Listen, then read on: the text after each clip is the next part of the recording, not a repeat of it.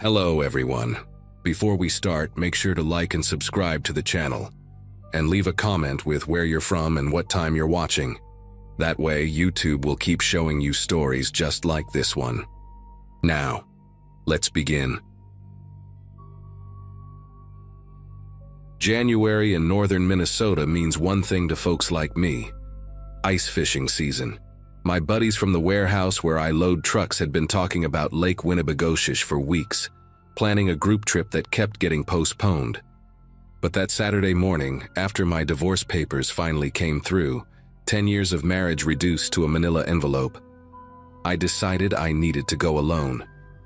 34 felt ancient that day, watching my breath fog up the windshield of my Ford F-150 as I pulled into the empty parking area near the public access point around 6 in the morning. The lake stretched out like a white desert, perfectly still, the kind of silence that makes your ears ring.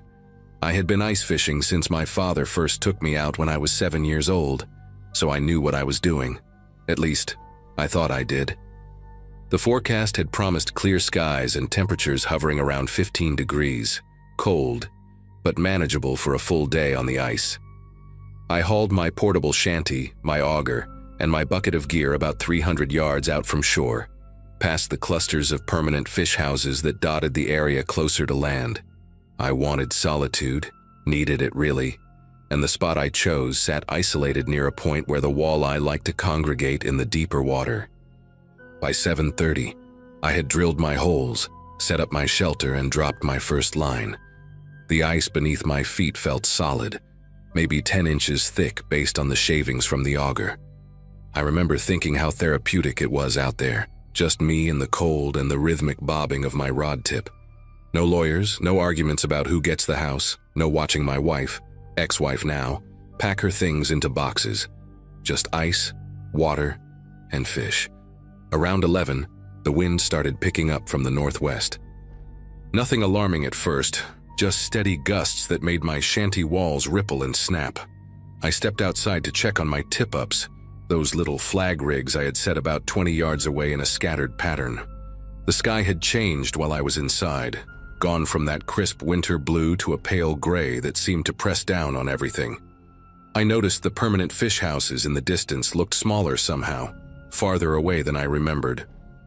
Chalked it up to the flat light playing tricks, the way everything on a frozen lake can look distorted when the clouds roll in. I grabbed a thermos of coffee from my sled and poured myself a cup, watching the steam curl and vanish in the cold air. A few other trucks had arrived at the parking area. I could see their tiny shapes near the shore, but nobody had ventured out this far. That should have been my first clue that something was wrong.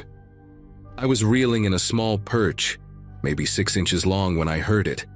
A deep, resonant groan that seemed to come from everywhere at once, vibrating up through my boots and into my chest. Ice makes noise all the time, especially on big lakes. It expands and contracts, creates these eerie sounds that newcomers find terrifying, but veterans learn to ignore. But this sound was different. It was followed by a sharp crack like a rifle shot, somewhere behind me toward the north. I set down my rod and walked to the edge of my fishing area, scanning the white expanse. That is when I noticed my tackle box had moved.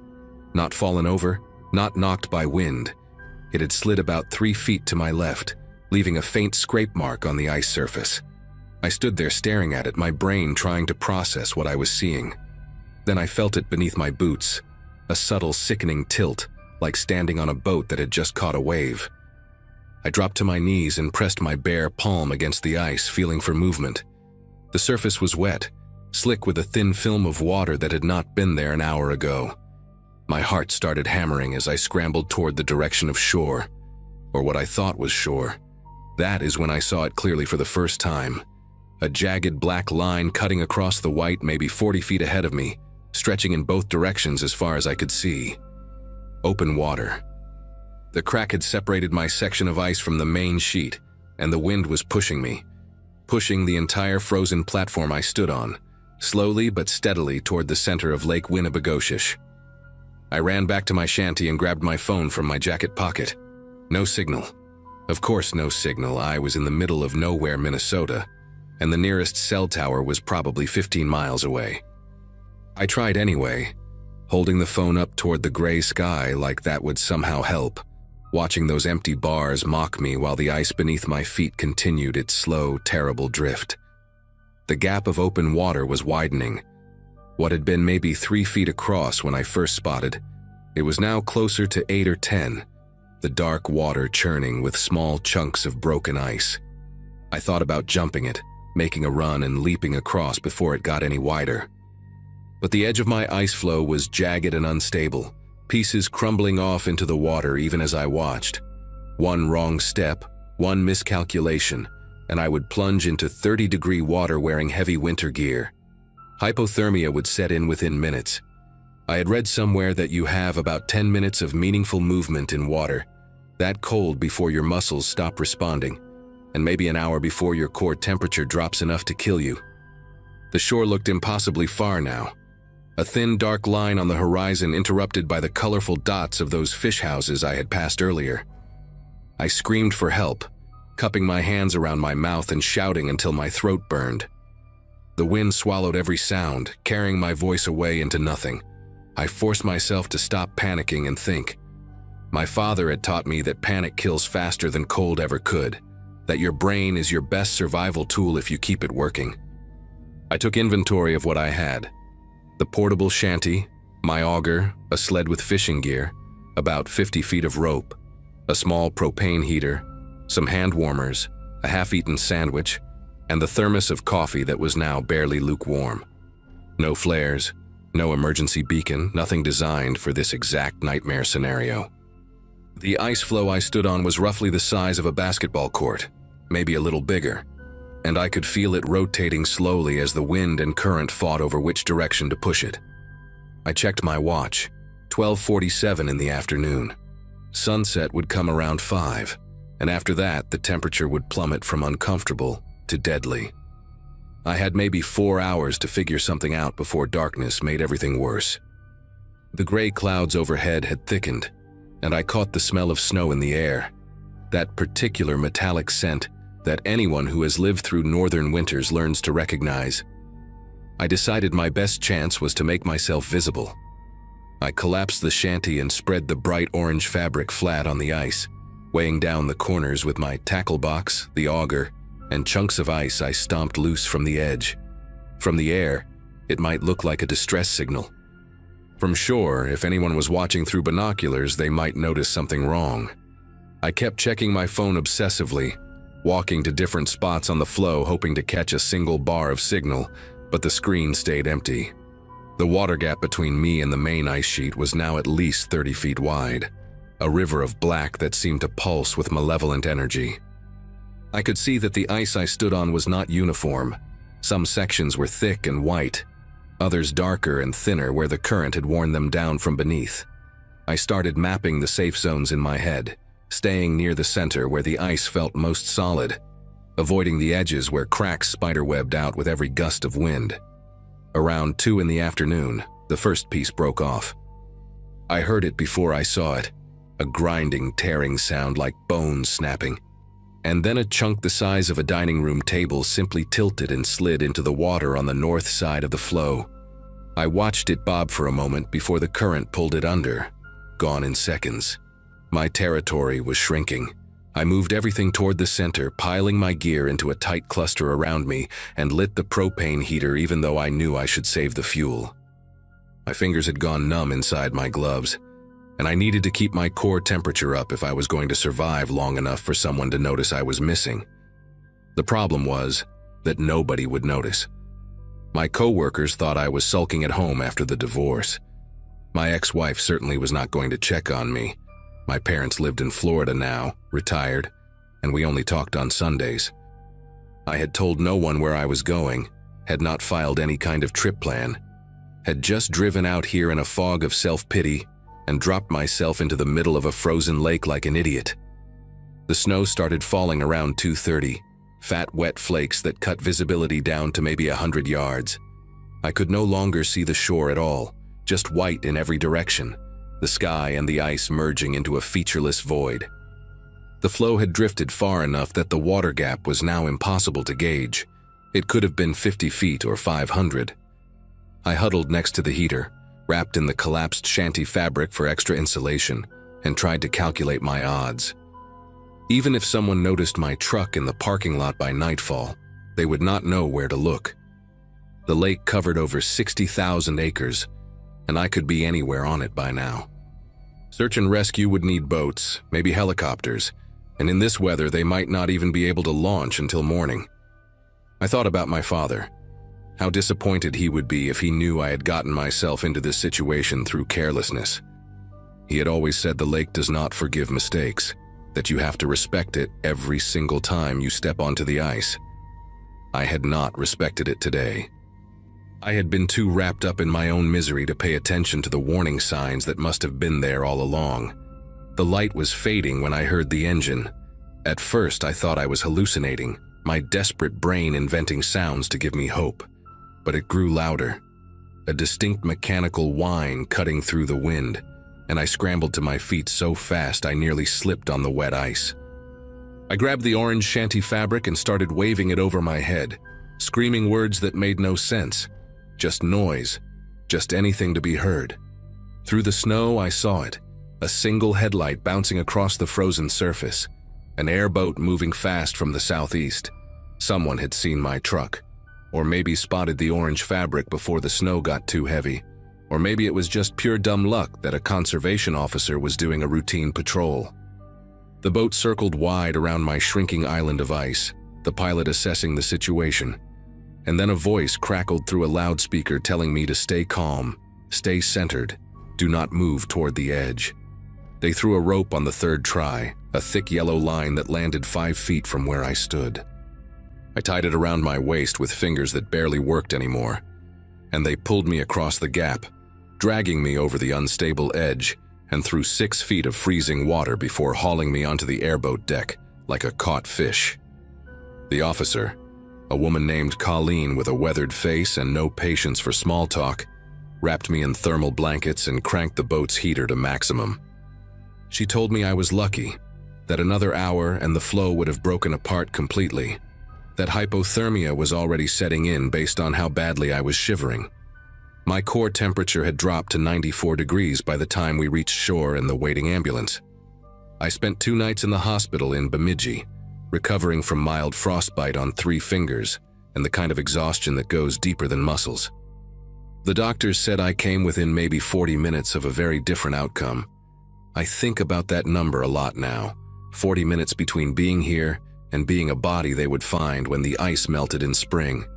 I sold my fishing gear that summer, gave away the shanty, the auger, all of it. Some people told me I should get back out there, that you cannot let fear win, but they did not understand. It was not fear that kept me away. It was respect, the kind my father always talked about, the kind I finally learned the hard way on a Saturday in January when the ice decided to remind me that nature does not care about your problems, your divorce, your sadness. It just does what it does, and you either pay attention or you pay the price.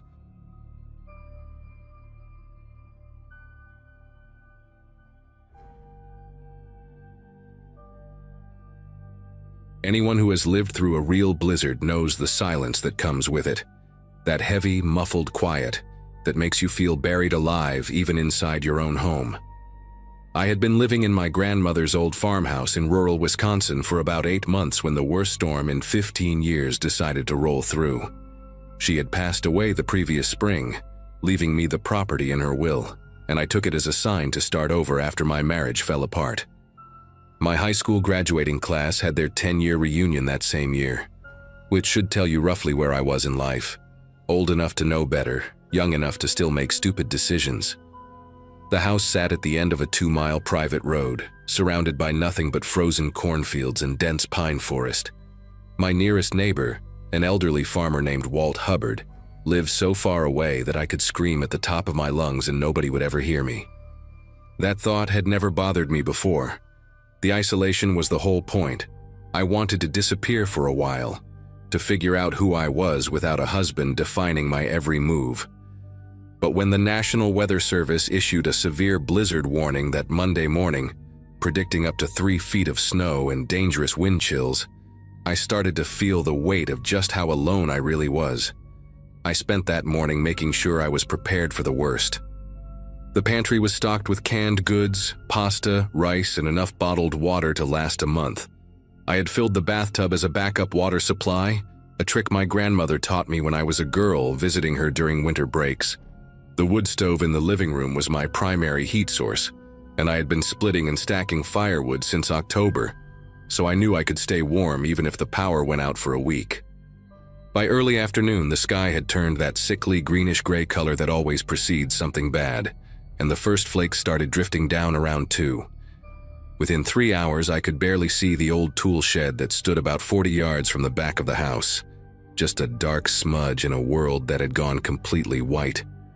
The wind picked up around 5, howling through the gaps in the window frames, making the whole house shudder like it was trying to shake itself apart.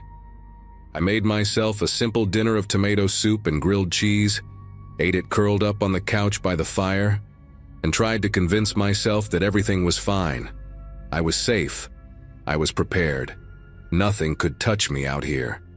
Then, just after 7, I heard something that made every muscle in my body go rigid. A weak, desperate knock at my front door. For a long moment, I did not move. I sat there on the couch with my empty soup bowl in my lap, staring at the door like it had suddenly grown teeth. Nobody came out here. Nobody. The mail carrier did not even attempt my road in winter. I had a P.O. box in town for that reason. Walt Hubbard was 83 years old and had told me explicitly that he did not leave his house between December and March unless someone was dying. The knock came again, louder this time, more frantic, and I heard something else beneath the howling wind. A voice. A woman's voice, high and thin and trembling. I set the bowl down on the coffee table and stood up slowly, my heart pounding so hard I could feel it in my throat. The voice came again, clearer now, and I could make out the words, "Please, please help me. Please let me in." There was something raw in it, something that sounded like genuine terror. I walked toward the door on legs that felt like they belonged to someone else, and I pressed my eye to the small window set into the upper panel. What I saw made me take a sharp breath. A young woman stood on my porch, and she was dressed in nothing but a thin sweater and jeans. No coat, no hat, no gloves. Her arms were wrapped around herself, and even through the frost-covered glass, I could see her whole body shaking violently. She looked maybe 22 or 23, with dark hair plastered to her face by snow and wind, and her skin had taken on that waxy bluish tint that comes with serious cold exposure. She saw me looking and her face crumpled with relief, tears cutting tracks through the snow on her cheeks. "Oh, thank God," she sobbed, pressing her palms flat against the door. "Please, you have to help me. He's going to kill me. Please." I ran. I didn't know where else to go. "Please just let me inside." Her words tumbled out in a desperate rush, and I found myself reaching for the deadbolt before I even realized what I was doing. Every instinct I had was screaming at me to help this girl, to get her warm, to save her from whatever nightmare she had escaped. My fingers touched the cold metal of the lock, and then the wind shifted direction, and I saw them. The tool shed sat about 40 yards from the back corner of the house, a squat wooden structure my grandfather had built sometime in the 70s. For most of the evening, it had been nothing but a gray blur in the storm. But when the wind changed, pushing the snow sideways instead of straight down, I got a clear view of the yard for maybe 3 or 4 seconds. That was enough. 2 figures stood behind the shed, partially hidden by its bulk, and they were watching the house. They were not moving, not trying to get to shelter, not doing anything a normal person would do in a blizzard. They were just standing there in the dark, still as statues, their attention fixed on the porch where the young woman was begging me to open the door. I could not make out their faces. They were too far away, and the light was too dim. But I could see their silhouettes clearly against the white snow. Both of them were large, broad-shouldered, wearing dark winter clothing. One of them was holding something long and thin in his right hand. The wind shifted again and they vanished behind the curtain of snow, but I knew what I had seen. I jerked my hand away from the deadbolt like it had burned me. The woman on the porch was still crying, still pleading, her voice cracking with what sounded like absolute desperation. "Please, I'm begging you, I'm going to die out here. He broke my phone, I couldn't call anyone, I just ran. Please, please, I have nowhere else to go." She slammed her palm against the door and I flinched backward, nearly tripping over the edge of the rug. My mind was racing, trying to make sense of what I had just seen. Maybe they were other victims. Maybe they had escaped with her and were too afraid to approach the house. Maybe I was being paranoid and they were just neighbors I did not know about, checking on properties during the storm. But none of that explained why they were hiding. None of that explained why they were watching instead of helping. And none of that explained the way the young woman's eyes kept darting to the side, toward the corner of the house, like she was checking on something, or someone. I backed further into the living room, my hand finding the back of the couch for support. "I'm going to call the police," I said, loud enough for her to hear through the door. "They can come help you. Just stay there and I'll get help coming." What happened next is something I will never forget as long as I live. The crying stopped. It did not taper off, did not fade into sniffles or quiet sobs. It just stopped, like someone had flipped a switch. For a moment there was nothing but the sound of the wind and the crackling of the fire behind me. Then the woman spoke again, and her voice was completely different. Gone was the trembling, the desperation, the raw terror. What replaced it was flat, calm, almost bored. "That's not going to work," she said. The words came out slow and deliberate, like she was explaining something simple to a child who was not quite getting it. I stood frozen in the middle of my living room, staring at the door, trying to reconcile what I was hearing with the broken, sobbing girl I had seen just seconds ago. She was not even pretending anymore. Through the small window I could see her face had changed too. The crumpled expression of fear had smoothed out into something blank and patient. She tilted her head slightly, like a dog hearing a strange sound, and looked directly at the window where she knew I was watching. "The phone lines are down," she said, that terrible flat voice cutting through the storm. "Cell service has been out for hours. Nobody is coming to help you." My phone was on the kitchen counter. I had not checked it in over an hour, maybe longer. I wanted to run to it, to prove her wrong, but I could not make myself move. I could not look away from her face in that window, from the way she was staring at me with an expression that held nothing. No anger, no frustration, no emotion at all. It was like looking at a mask made of skin. "You should have just opened the door," she said, and something in her tone made it sound almost like a genuine piece of advice, like she was sorry I had made the wrong choice. "It would have been faster." Then she turned her head toward the back of the house, toward where I had seen those two figures hiding, and she nodded. Just once. A small, quick motion that meant everything and confirmed every horrible suspicion screaming through my brain. I heard footsteps then, heavy, crunching footsteps in the snow coming from the side of the house, coming from the direction of the back door. I finally broke free of whatever paralysis had gripped me and ran for the kitchen, praying that I had remembered to lock the back entrance, praying that the deadbolt would hold, praying that this was all some horrible nightmare I would wake up from any second now. The back door was locked. I reached it just as a shadow passed across the small window set into its upper half, and I slammed my palm against the deadbolt to make sure it was fully engaged. It was an old door, solid oak that my grandfather had hung himself decades ago, but the frame around it was original to the house, over 100 years old, and not nearly as sturdy as I would have liked. I grabbed my phone from the counter with trembling fingers and looked at the screen. No signal. She had been telling the truth about that much. The landline was in the living room, a corded phone my grandmother had never gotten rid of, and I ran back to grab it. Dead. Nothing but empty silence when I pressed it to my ear. They had cut the line somewhere outside, probably hours ago, probably while I was eating dinner and feeling safe and congratulating myself on being so well prepared. A loud thump against the back door made me spin around, and I heard a man's voice for the first time, low and rough, muffled by the wood. "Open up," he said. No desperation, no fake story, no pretense at all. Just a simple command, like he expected to be obeyed. Another thump, harder this time, and I saw the door shudder in its frame. I needed a weapon. The thought cut through my panic like a blade, sharp and clear. I needed something to defend myself because these people were getting into my house one way or another, and I was not going to make it easy for them. My grandmother had kept a shotgun in the hall closet, a 12-gauge Remington that she used to scare off coyotes when they got too close to her chicken coop. I had never fired it myself, but I had watched her do it enough times, and I knew it was loaded. She always kept it loaded, said an unloaded gun was about as useful as a chocolate teapot. I ran to the closet and yanked open the door, my eyes scanning the dark interior, until I found the familiar wooden stock leaning in the corner.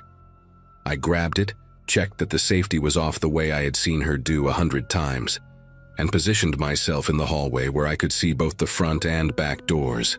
The thumping on the back door had stopped, and for a moment the only sound was the wind and my own ragged breathing. Then I heard something worse, the sharp, splintering crack of wood coming from the direction of the mudroom, the small side entrance I had almost forgotten existed. They had found the weakest point. The mudroom door was flimsy, a cheap, hollow core thing that the previous owner had installed sometime in the 90s. I had been meaning to replace it ever since I moved in, had even priced out solid wood doors at the hardware store in town. But I kept putting it off because winter was coming, and I had 100 other things to worry about. Now that decision was going to get me killed. I heard another crack, louder this time, and the sound of something heavy hitting the door again and again. I raised the shotgun and pointed it at the mudroom entrance, trying to keep my arms steady, trying to remember everything my grandmother had taught me. She used to say that the sound of a shotgun being racked was enough to stop most trouble before it started. I did it now, that distinctive chunk echoing through the hallway, and I screamed at the top of my lungs, "I have a gun! I will shoot you! Get away from my house!" For a moment, everything went quiet. The banging stopped. The wind seemed to hold its breath. I stood there in the hallway, the shotgun growing heavy in my grip, sweat dripping down my temples despite the cold. And I waited. 5 seconds. 10. 15. Then I heard something that almost made my knees buckle. The woman's voice coming from right outside the mudroom door, close enough that she must have moved from the front porch while I was distracted. "She's got a gun," she called out, that same flat tone carrying through the damaged wood. "Remington looks like a 12-gauge. Silence again. I could hear them communicating somehow, low murmurs, barely audible over the storm, and then footsteps moving away from the mudroom, moving toward the back of the house, moving toward something I could not see. I did not know if they were retreating or regrouping, and I was too terrified to move from my position in the hallway. Minutes passed. Maybe 5, maybe 20. I lost all sense of time, standing there with the gun raised, my shoulders screaming in protest, my eyes burning from not blinking. The wind continued to howl. The fire in the wood stove crackled and popped. And then, slowly, I became aware of a new sound, an engine. Faint at first, then growing louder, accompanied by the crunch of tires on snow. Headlights swept across the front window, and I heard a vehicle door slam, then another, then a man's voice shouting something I could not make out. I did not lower the gun. I did not move. I just stood there shaking, until I heard a knock at the front door. A firm, authoritative knock followed by the words I had been praying for. "County Sheriff, ma'am. We got a call about a possible break-in at this address. Are you all right in there?" It took me a long moment to respond because I could not understand how they had gotten a call when all my lines were dead. I kept the gun raised and moved slowly toward the front door, checking the window to confirm what I was seeing. 2 uniformed deputies standing on my porch, a county patrol vehicle parked in the driveway with its lights flashing blue and red against the white snow. "How did you know?" I managed to croak out, my voice barely recognizable as my own. The older deputy, a heavy-set man with a gray mustache, leaned closer to the door. "Your neighbor called it in, ma'am. Walt Hubbard. Said he saw headlights coming down your road earlier this evening. A vehicle he didn't recognize. Said it didn't sit right with him, so he kept watching with his binoculars. When he saw people moving around your property on foot, he called us right away." Took us a while to get here with the roads being what they are. I finally lowered the shotgun and opened the door with numb fingers, and I must have looked like a complete wreck because both deputies immediately stepped inside and started asking if I was hurt. I told them everything. The woman, the crying, the two figures behind the shed, the way her voice changed, the mudroom door. They searched the property with flashlights and found footprints everywhere, already filling with fresh snow. The mudroom door was hanging off one hinge. The frame cracked and splintered, where someone had been kicking it in. They found tire tracks at the end of my driveway, heading back toward the main road, but the snow was coming down so hard that any hope of following them was gone within minutes. The deputies stayed with me until morning, taking turns keeping watch while the other one dozed in the armchair by the fire. When the storm finally broke around dawn, more officers arrived, along with a detective from the county seat who asked me to go through my story 3 more times. They never caught the people who tried to break into my house that night. The detective told me later that this kind of thing, using a young woman as bait to get homeowners to open their doors, had been reported in a few other rural areas over the past year, always during severe weather, always targeting isolated properties. He said I was lucky. He said most people would have opened that door without thinking twice. I sold my grandmother's house 6 weeks later and moved back to the city, to an apartment building with a doorman and security cameras and neighbors on every side.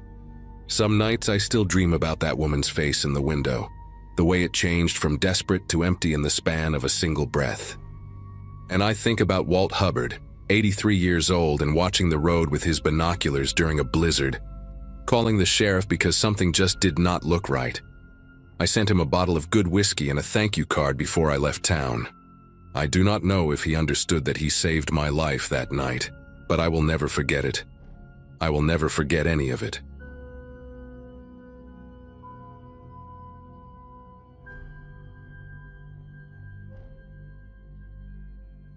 February of 2022 found me 6 months into what my divorce lawyer called the healing chapter, and what I called exile. 34 felt ancient when you were starting completely over, selling the house in Portland, taking a remote position with a software company, and moving into a farmhouse rental in rural Vermont that cost less per month than my old car payment. The property sat on 11 acres of nothing but birch trees and silence. The nearest neighbor, a dairy farmer named Gus Whitmore, who lived about 2 miles down Hadley Road. I had wanted isolation. I had wanted to hear myself think again after 3 years of arguments and accusations and slamming doors.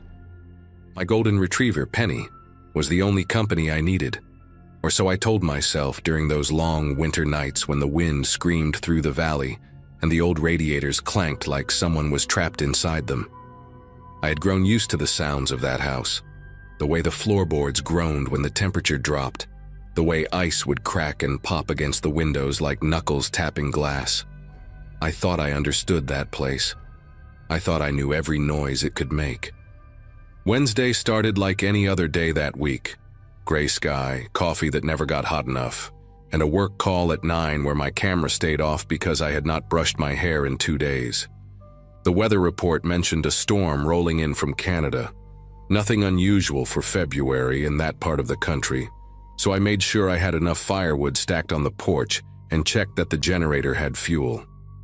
By noon, the snow had started falling in thick curtains that erased the tree line within an hour. I remember standing at the kitchen window with Penny pressed against my leg, watching the world outside turn white and formless, feeling that particular kind of peace that comes from knowing you cannot go anywhere and no one can reach you. Around 3 in the afternoon, the power went out with a soft click, and the house settled into that heavy silence that always follows when the electrical hum disappears. I lit candles, started a fire in the wood stove, and felt almost grateful for the excuse to unplug completely. Then my phone buzzed with an emergency alert, and that fragile sense of peace shattered like ice under a boot heel. The message was brief and clinical in that way government warnings always are. An inmate had escaped during a transport accident on Route 12, approximately 9 miles from my location. The man's name was Carl Eugene Vickers, 41 years old, serving 18 years for aggravated assault and armed robbery. He was considered dangerous, possibly armed, last seen heading northwest into the Green Mountain National Forest, which meant he was heading directly toward the stretch of wilderness that bordered my property. Residents were advised to lock all doors and windows, report any suspicious activity, and avoid going outside until further notice. I read the alert 3 times, standing in my dim kitchen with the wood stove crackling behind me and the snow piling against the windows. 9 miles was not that far. In good weather, someone determined could cover that distance in a few hours. But in a whiteout blizzard with temperatures dropping below 0, surely no one could survive long enough to make it this far.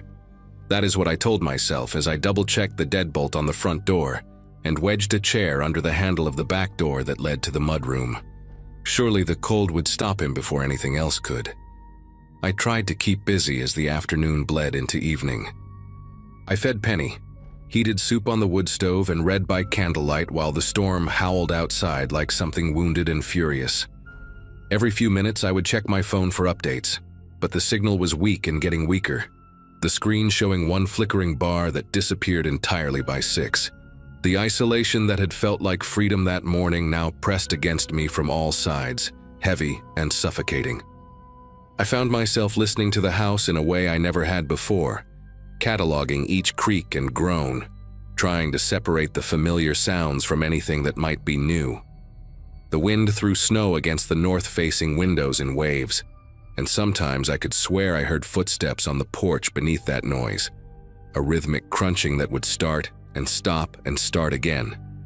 But when I pulled back the curtain and held a candle to the glass, I saw nothing but white. Just the storm, I told myself. Just branches falling, just the old house settling in the cold.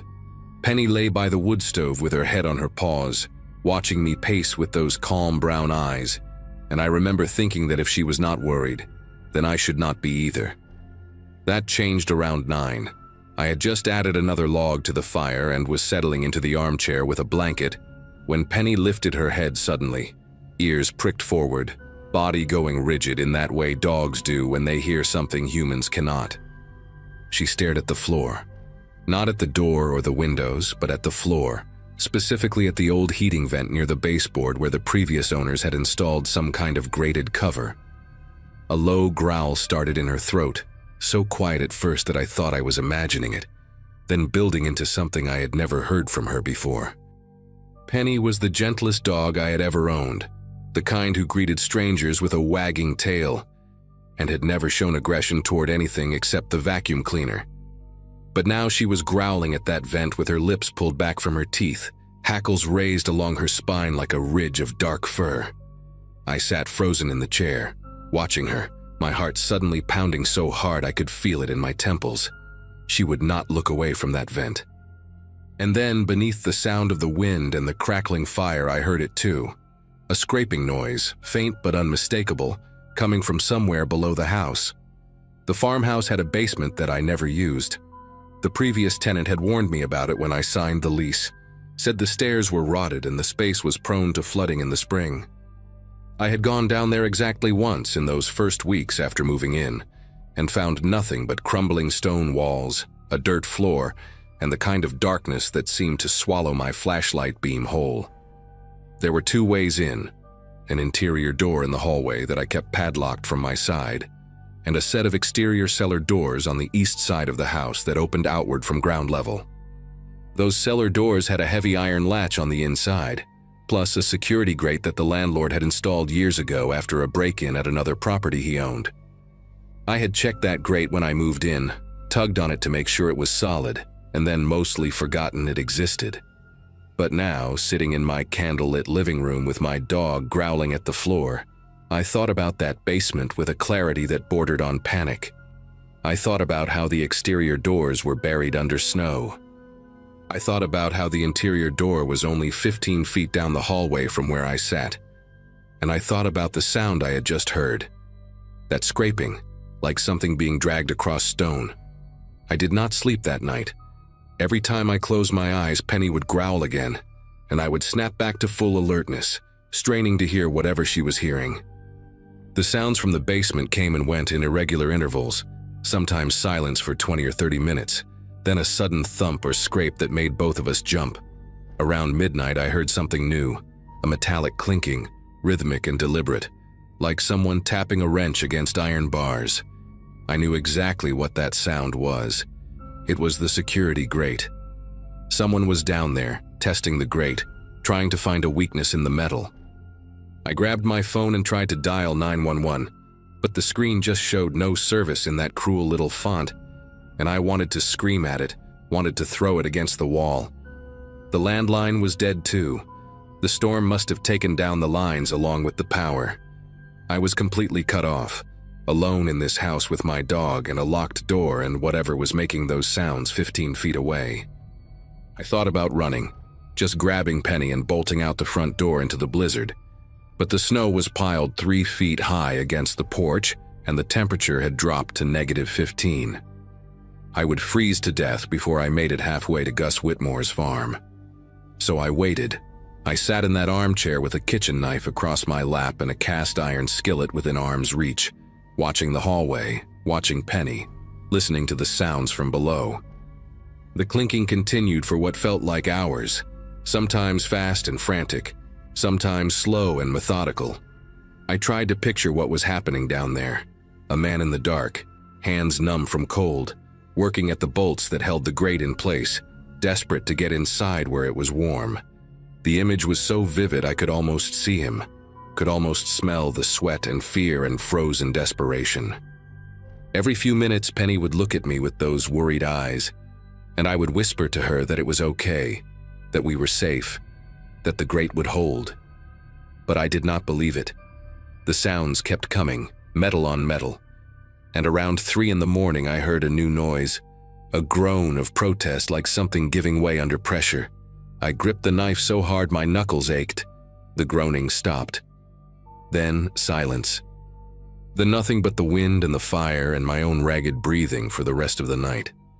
Dawn came slow and gray, the storm finally dying down to scattered flurries that drifted past the windows like ash.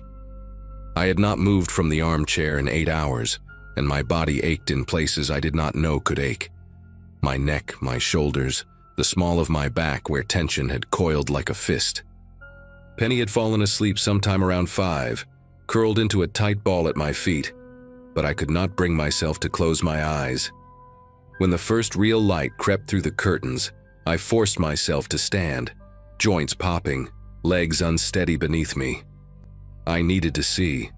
I needed to know if what I had heard all night was real or if I had somehow imagined it, if the isolation and fear had finally cracked something loose in my mind. I pulled on my boots and my heaviest coat, grabbed the kitchen knife and stepped out onto the back porch for the first time since the storm began. The world outside was white and silent and impossibly still. The kind of stillness that makes you feel like you are the last person left alive. And then I looked down at the snow beside the house, and I knew I had not imagined anything. Footprints. Deep, heavy footprints in the fresh snow, circling the entire perimeter of the house. They started at the tree line about 50 yards out and approached in a wandering path. Like whoever made them was searching for something, testing doors and windows before moving on. I followed the trail with my eyes, my breath coming out in ragged clouds, watching it loop around the front porch, past the kitchen window where I had stood watching the storm, around the north side where the old propane tank sat buried in a drift. The prints circled the house 3 times before they finally stopped, right at the exterior cellar doors on the east side.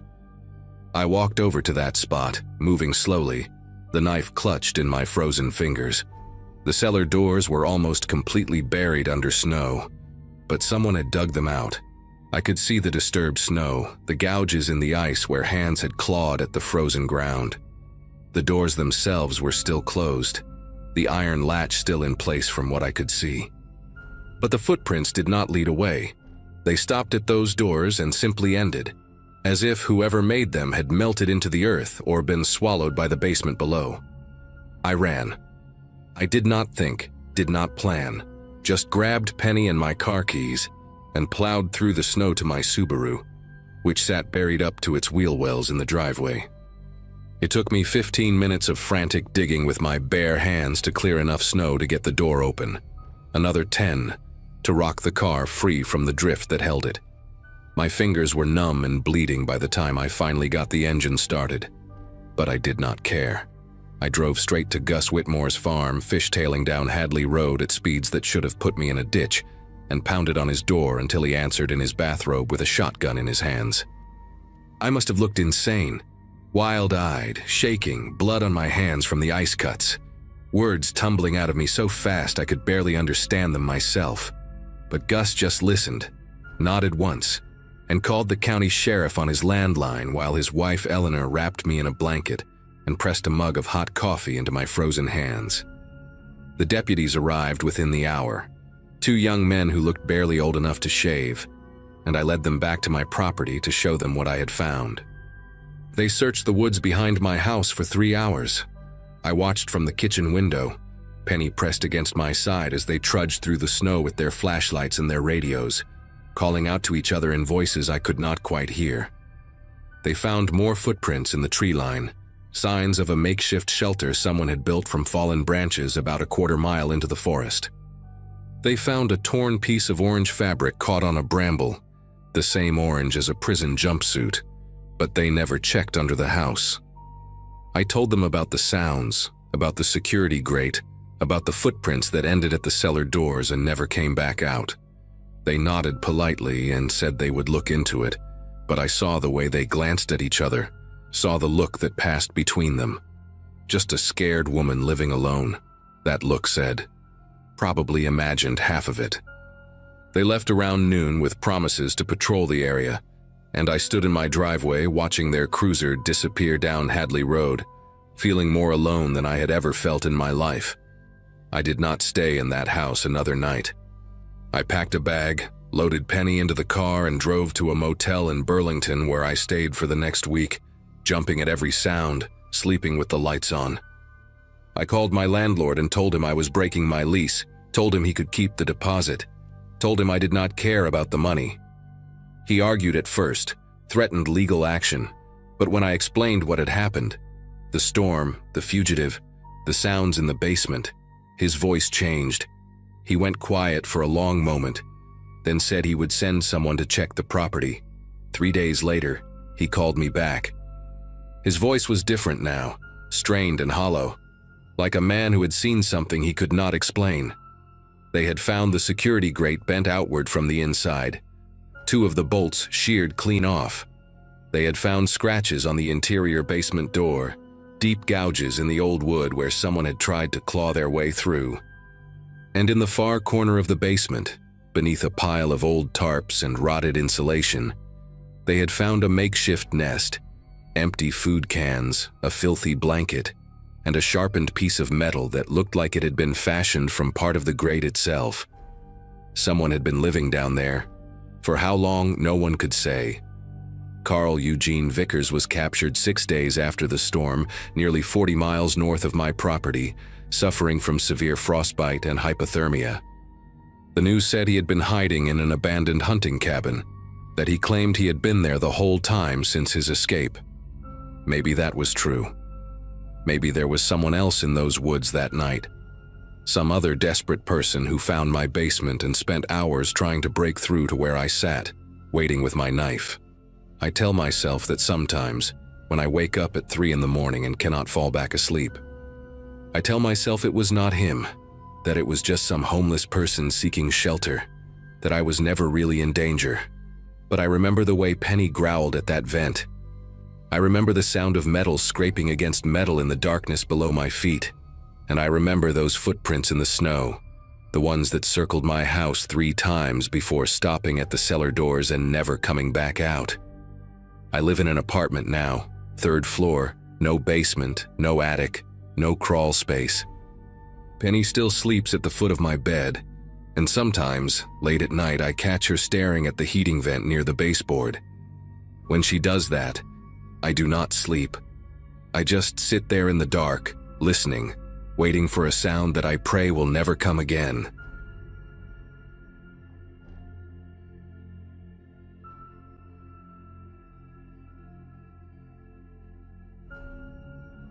Ice storms in the Pacific Northwest are rare, which is exactly why nobody was prepared when one hit our region in early 2024. My neighborhood in a small town outside Seattle basically shut down overnight. Schools closed, businesses locked up, and by the second day, the power grid had collapsed across 3 counties. At 26, still finishing up my nursing degree while working part-time at a veterinary clinic, I thought I had a decent handle on emergencies. My apartment complex sits at the end of Birchwood Lane, right next to a small cluster of older houses that have been there since the 70s. One of those houses belonged to Howard Freely, an 83-year-old widower who had lived alone since his wife passed 6 years ago. Howard and I had developed a friendly routine over the 2 years since I moved in. I would shovel his walkway in winter. He would leave bags of homegrown tomatoes on my doorstep in summer. He was sharp, funny, and always had a story about his days working as an electrician for the county. When I called his landline that Thursday morning and got no answer, I figured the phone lines were down like everything else. By noon, the temperature had dropped to 19 degrees and the ice kept coming. I bundled up in 3 layers, grabbed my flashlight and a thermos of hot coffee, and made my way across the frozen yard to Howard's place. The walk that usually took 2 minutes became a 10-minute shuffle across what felt like a skating rink. His house looked dark, obviously, like every other building on the block, but something about the stillness bothered me. No smoke from the chimney, no movement behind the frost-covered windows. I knocked on the front door and waited, my breath forming thick clouds in the frigid air. Nothing. I knocked again, harder this time, calling out his name. After what felt like forever, I heard shuffling inside. Slow, deliberate footsteps approaching the door. The deadbolt clicked, and the door opened just a crack, revealing a sliver of Howard's face illuminated by the gray daylight. His eyes, usually warm and crinkled with humor, looked different somehow. Flat, suspicious. He stared at me like he was trying to remember something important, and when he finally spoke, his voice came out thin and uncertain. "Who sent you here?" I laughed at first, thinking he was joking around the way he sometimes did. "Howard, it's me, Nate. From the apartments next door, I brought you some coffee." I held up the thermos like it was proof of my identity. He didn't move, didn't open the door any wider. His one visible eye just kept scanning my face, searching for something. The silence stretched between us, and I could feel the cold biting through my jacket. Finally, he pulled the door open enough for me to step inside, but he didn't say anything welcoming. He just shuffled backward into the dark hallway, keeping his eyes locked on me the whole time. The house was freezing, maybe 50 degrees at most, and I could see my breath even indoors. Howard was wearing a heavy wool coat over what looked like 2 sweaters, and he had a knit cap pulled down almost to his eyebrows. He looked smaller than I remembered, more fragile, like the cold had shrunk him somehow. I asked if he was okay, if he had enough food and water, and he just nodded slowly without really answering. The living room was lit by a single kerosene lantern sitting on the coffee table, casting long shadows across the walls. Old photographs lined every surface, Howard with his late wife Meredith, family gatherings from decades past, faded images of people I didn't recognize. I set the thermos down and started explaining that the power company said it could be another 2 or 3 days before they restored electricity to our area. Howard lowered himself into his recliner, the leather creaking beneath him, and watched me with that same unnerving stillness. "You're not from the apartments," he said suddenly, his voice harder now. "I know the boy from the apartments. Young kid, glasses, drives a blue truck." My heart sank a little because he was describing me. I do wear glasses, and my truck is a faded blue Ford I bought used 3 years ago. I reminded him of this gently, told him we had talked just last week about the weather forecast. He shook his head slowly, deliberately, like I was trying to trick him with an obvious lie. "No," he said. "That boy wouldn't come in here pretending to help. You people wait for storms like this. Wait for the lights to go out so nobody sees what you do." I tried to stay calm, reminding myself that Howard was 83 years old, alone, probably dehydrated, and sitting in a freezing house with no power. Confusion in elderly people can spike under stress. I had learned that much in my nursing classes. I kept my voice soft and steady, explaining that I just wanted to make sure he was safe, that I could help him get his fireplace going or bring him back to my apartment where I had a small propane heater running. Howard's jaw tightened, and he gripped the armrests of his recliner like he was bracing for something. "You stay right there," he said, pointing a bony finger at me. "Don't move." He pushed himself up from the chair with effort and disappeared down the hallway toward the back of the house. I stood there in the dim glow of the kerosene lamp, listening to his footsteps creak across the old hardwood floors. Part of me wanted to leave, just walk out the front door and call someone. But who? The roads were impassable. Cell service was barely functioning, and the nearest police station was 12 miles away through solid ice. I heard a drawer slide open somewhere in the back, then the unmistakable metallic click of something heavy being handled. Howard came back into the living room carrying a shotgun. It was an old Remington, the kind with a wooden stock worn smooth from decades of use, and he held it across his chest with both hands like he knew exactly what he was doing. My entire body went rigid. I raised my hands slowly, palms out, and took a small step backward toward the door. "Howard, please," I said, trying to keep my voice from cracking. "It's Nate. We've known each other for 2 years. You gave me tomatoes last August, remember? The big heirloom ones from your garden."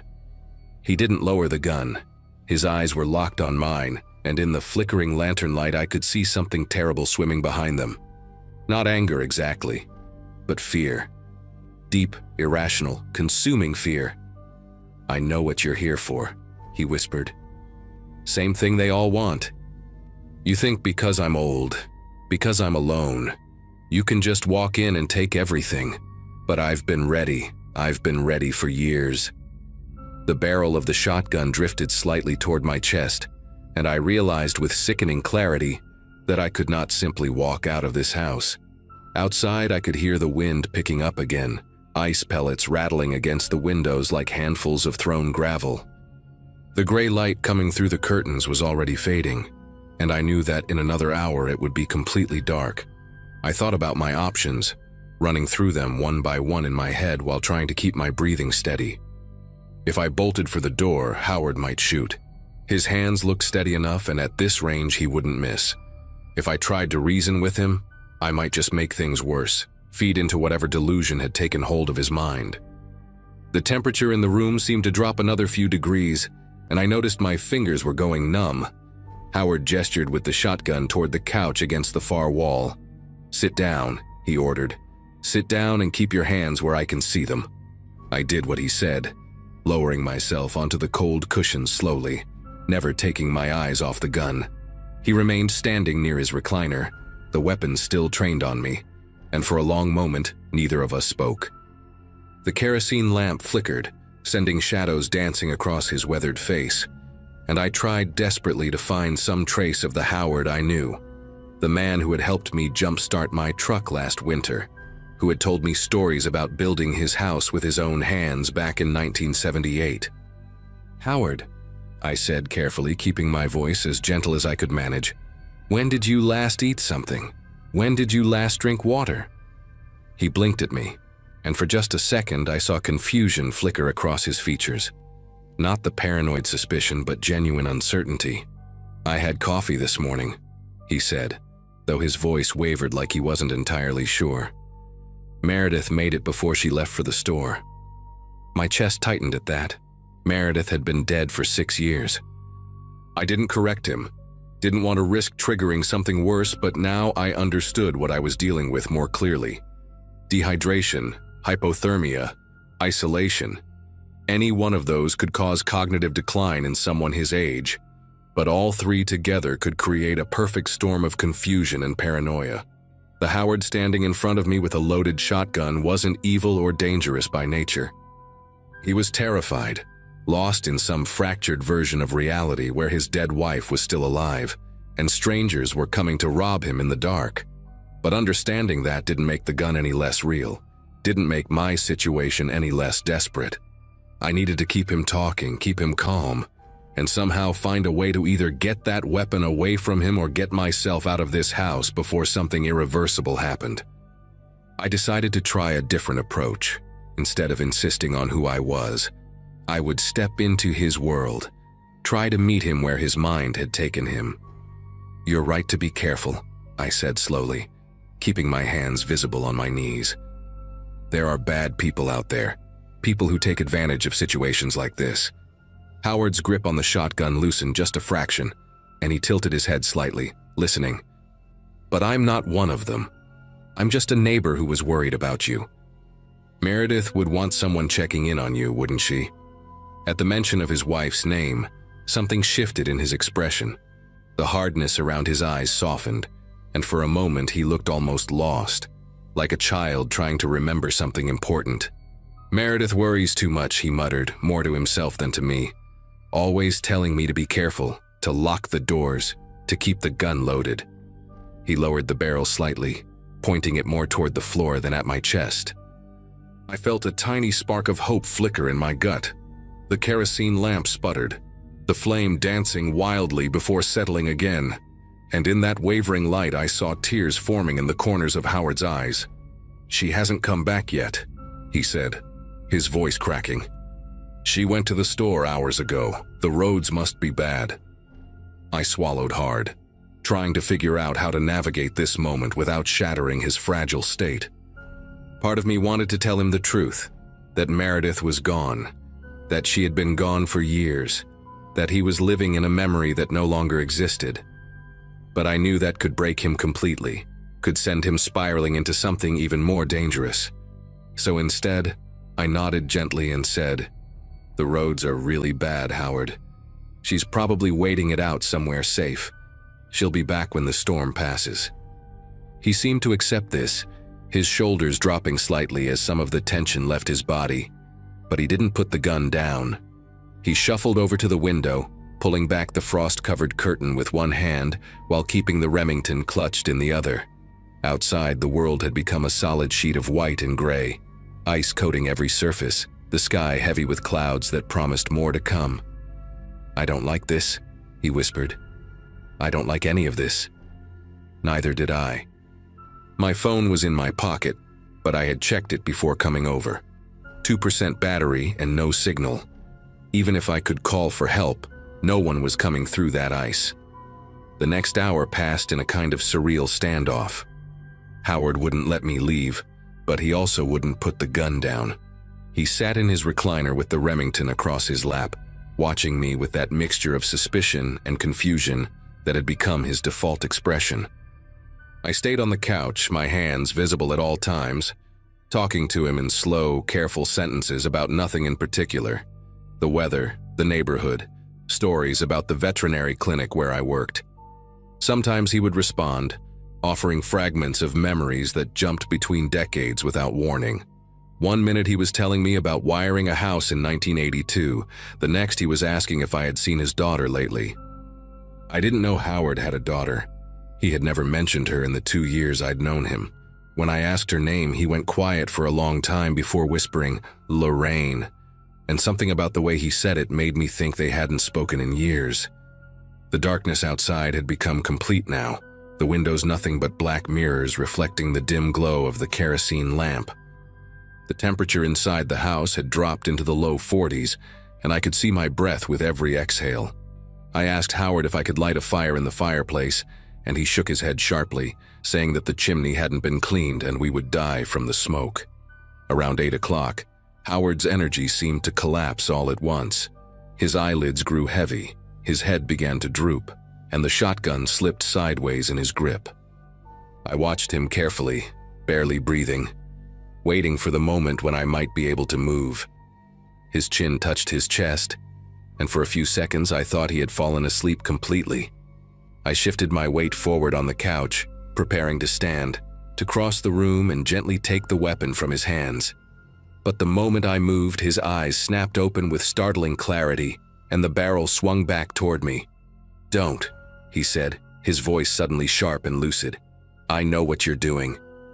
You're waiting for me to let my guard down."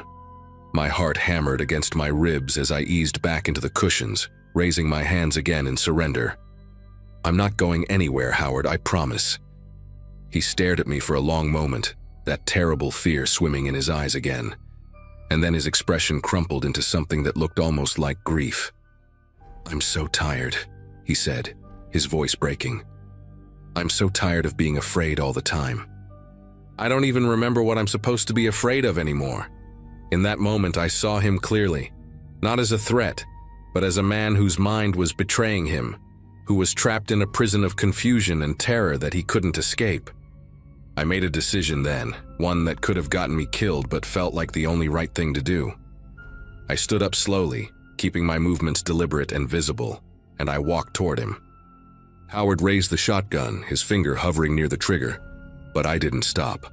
"What are you doing?" he demanded, his voice rising in panic. "Stay back." I kept walking, my heart pounding so hard I could feel it in my throat, until I was standing right in front of him, close enough that if he pulled the trigger, there would be nothing left of me. I looked into his eyes, those confused, frightened, exhausted eyes, and I said softly, "Howard, you're cold, you're tired. You haven't eaten in a long time. I'm going to sit down next to you now and we're going to figure this out together. I'm not here to hurt you. I'm not here to take anything. I'm just your neighbor, and I'm worried about you." For a long, terrible moment, he just stared at me, the barrel of the Remington pressed against my stomach. I could feel the cold metal through my jacket. Then something in his face shifted, like a cloud passing away from the sun, and he lowered the gun. It clattered to the floor between us, and Howard began to cry, deep, racking sobs that shook his entire body. I spent the rest of that night sitting beside him in the freezing dark, feeding him crackers and water I found in his kitchen, wrapping blankets around both of us to conserve warmth. He drifted in and out of lucidity, sometimes calling me by my name, sometimes calling me names I didn't recognize, his brother maybe, or an old friend from decades past. By morning, the storm had finally broken. Pale sunlight streamed through the icy windows, and I heard the distant rumble of a plow working its way down the main road. I managed to get a weak signal on my phone and called for an ambulance. When the paramedics arrived, Howard was calm, almost peaceful, though he had no memory of holding me at gunpoint for hours. They took him to the hospital, where he was diagnosed with severe dehydration and early-stage hypothermia, both of which had triggered an acute episode of delirium on top of what doctors later confirmed was progressing dementia. His daughter Lorraine flew in from Ohio 3 days later. They had been estranged for over a decade, but the crisis brought her back. Howard moved into an assisted living facility that spring, and I visited him a few times before he passed away the following winter. He never remembered that night, never knew how close he came to killing me, or how close I came to running and leaving him alone in that frozen house. But I remember every second of it, and sometimes, when the power flickers during a storm, I still feel that cold metal pressed against my stomach, still hear his broken voice asking me who sent me there.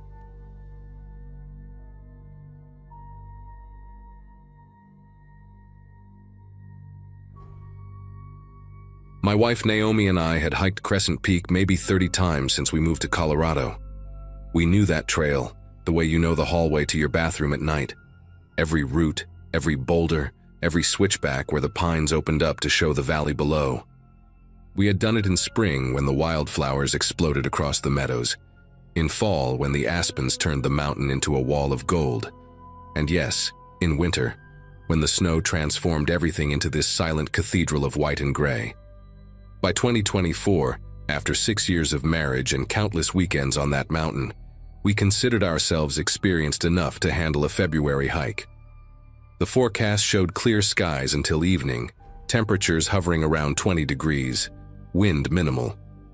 We packed our usual winter gear, hand warmers, extra layers, emergency blankets, granola bars, and left our car at the familiar trailhead parking lot around 9 in the morning, expecting to reach the summit by noon and be back down before 3.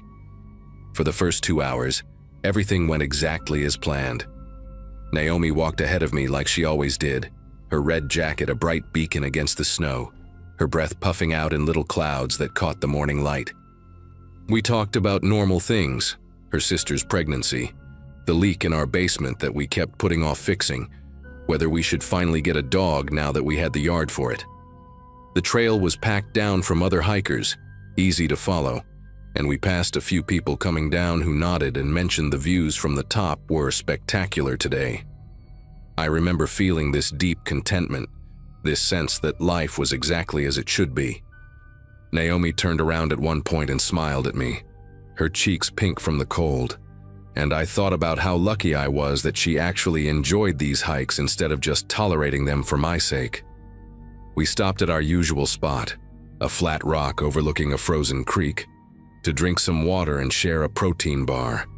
That was around 11:15, and the sky was still perfectly blue, not a single cloud in sight.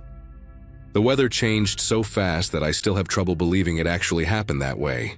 One moment we were walking through sunshine, the next the temperature dropped like someone had opened a freezer door, and this gray wall came rolling over the ridge above us. I have seen storms move in quickly before, but nothing like this. Within maybe 10 minutes, the sky went from clear to completely overcast, and the first flurries started falling. Light at first, almost pretty, the kind of snow you see in Christmas movies. Naomi laughed and stuck out her tongue to catch a flake, and I pulled out my phone to check if there was any updated weather alert. No signal, which was normal for that elevation, but the radar from that morning had shown nothing coming our way until after midnight. We decided to skip the summit and head back down, figuring we could outpace whatever was coming. That decision probably saved my life, though it almost cost me Naomi. By the time we reached the switchback where the trail curves around a massive granite outcrop, visibility had dropped to maybe 50 feet. The snow was no longer light and pretty. It was coming down sideways, driven by a wind that seemed to cut right through every layer I was wearing. I could barely keep my eyes open against it, and the trail ahead had disappeared under a fresh blanket of white. Naomi was still in front of me, but her red jacket had faded to a dim blur, and I had to shout for her to hear me over the wind. We stopped to put on our goggles and zip everything up tight, standing close together with our backs to the gust. I remember her face when she looked at me, not scared exactly, but serious in a way I rarely saw from her. She grabbed my hand and said we needed to stay close, no more than arm's length apart, and I nodded because I knew she was right. We started walking again, slower now, trying to follow what we thought was the trail. That was our first mistake. In a whiteout, what you think is the trail is just your brain trying to make sense of nothing. I do not know exactly when we got separated. That is the part that haunts me the most, that I cannot pinpoint the moment I lost her. We were holding hands, and then at some point we were not, and I assumed she had just moved slightly ahead like she always did. I kept walking, head down against the wind, following what I thought were her footprints in the snow. But fresh snow fills footprints in seconds during a storm like that, and I was probably following nothing, just depressions in the surface, shadows, my own desperate hope. I called her name, but the wind swallowed the sound before it could travel more than a few feet. I stopped and turned in a full circle, shouting Naomi over and over, and all I saw was white in every direction. No red jacket, no movement, no response. Just this endless, swirling, suffocating white that seemed to press in from all sides. I pulled out my phone with shaking fingers. Still no signal, battery at 62%, and the cold was draining it fast. I had maybe a few hours before it died completely.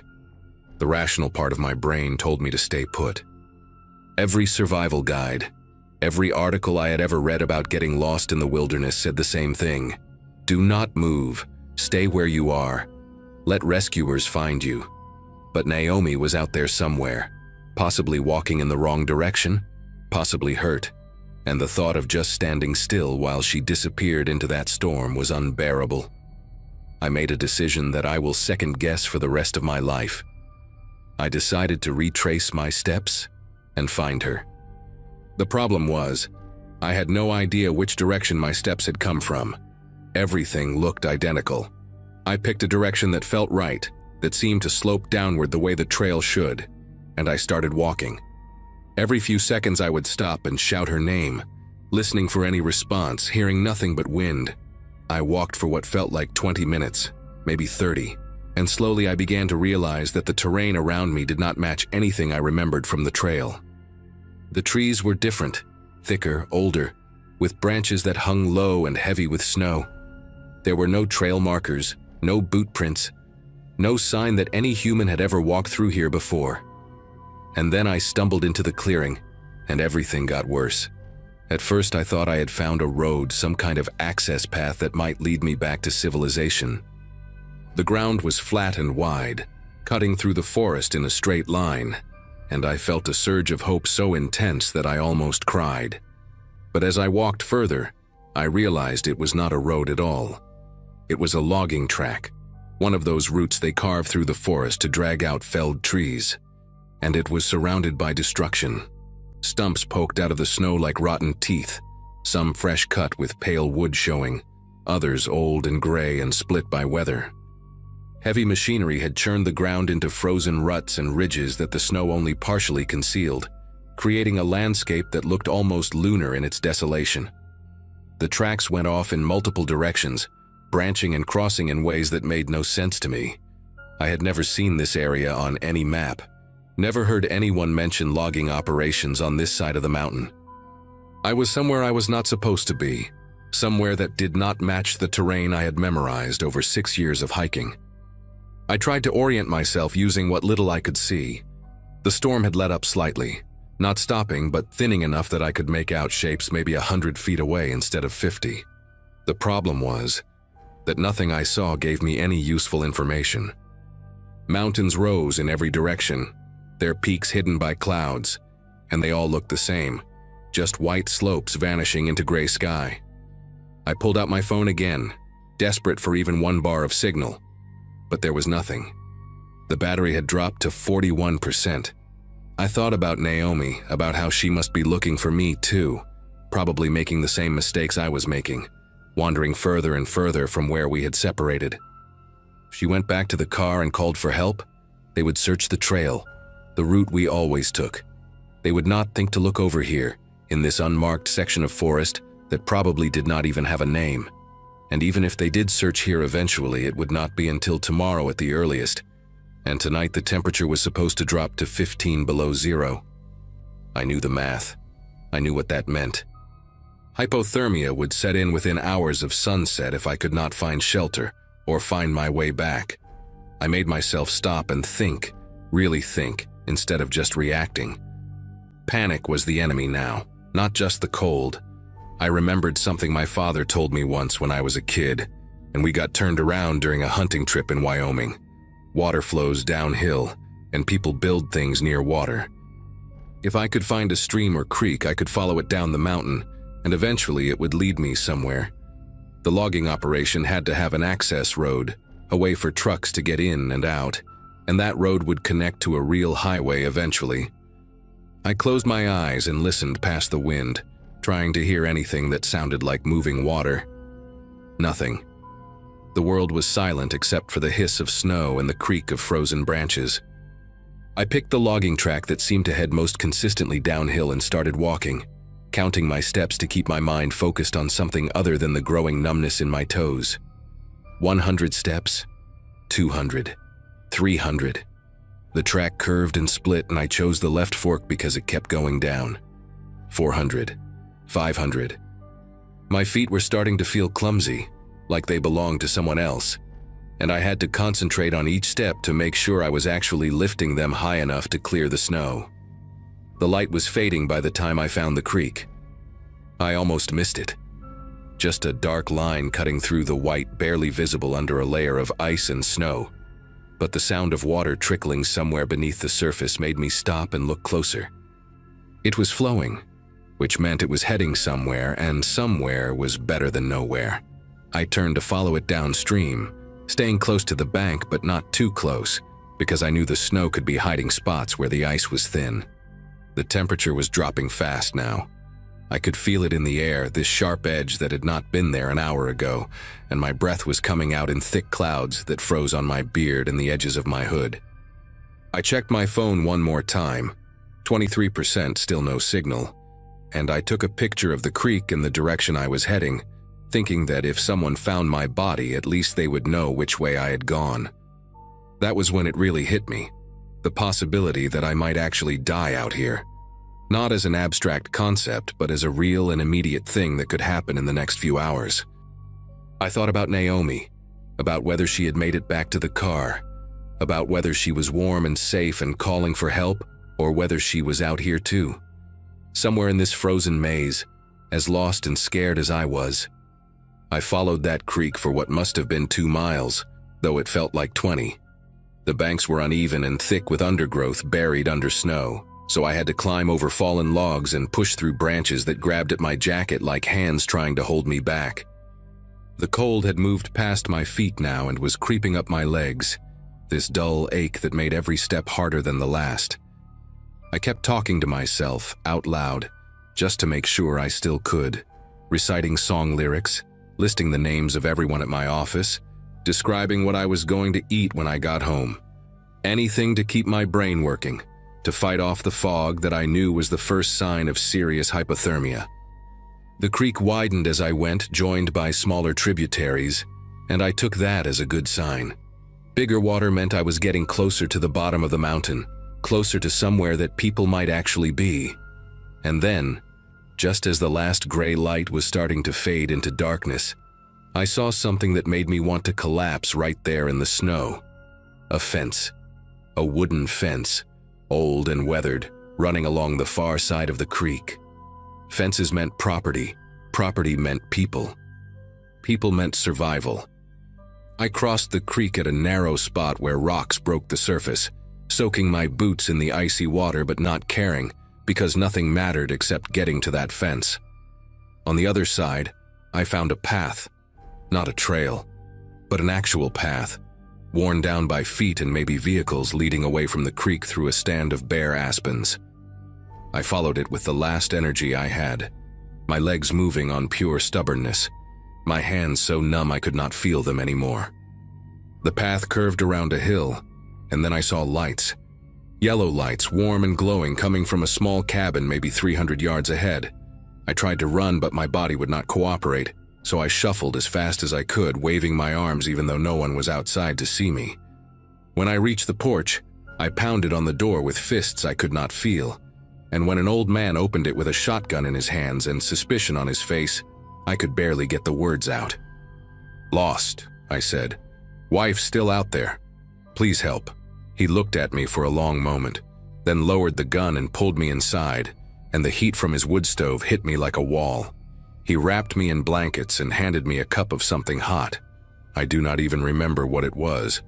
And he picked up a landline phone and called search and rescue, while I sat there shaking so hard I could barely hold the cup. The next few hours were a blur of voices and radio static and headlights cutting through darkness. The old man, his name was Howard, I learned later, had lived on that mountain for 40 years and knew every inch of it, including the logging tracks I had stumbled through.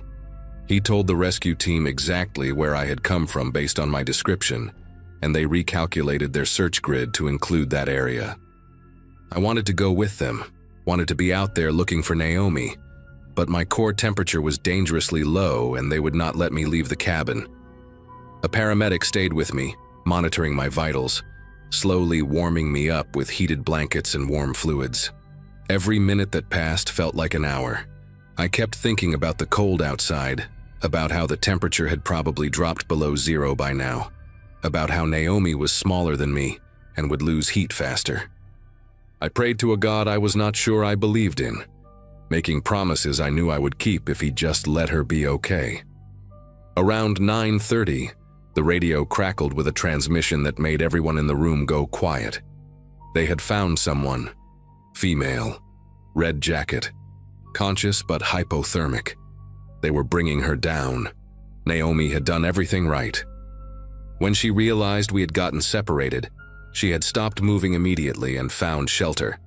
A shallow depression beneath a rock overhang, barely big enough for her body, but enough to block the wind. She had wrapped herself in the emergency blanket from her pack, the one with the reflective silver coating, and she had stayed there for almost 5 hours, conserving energy, trusting that I would get help and send someone back for her.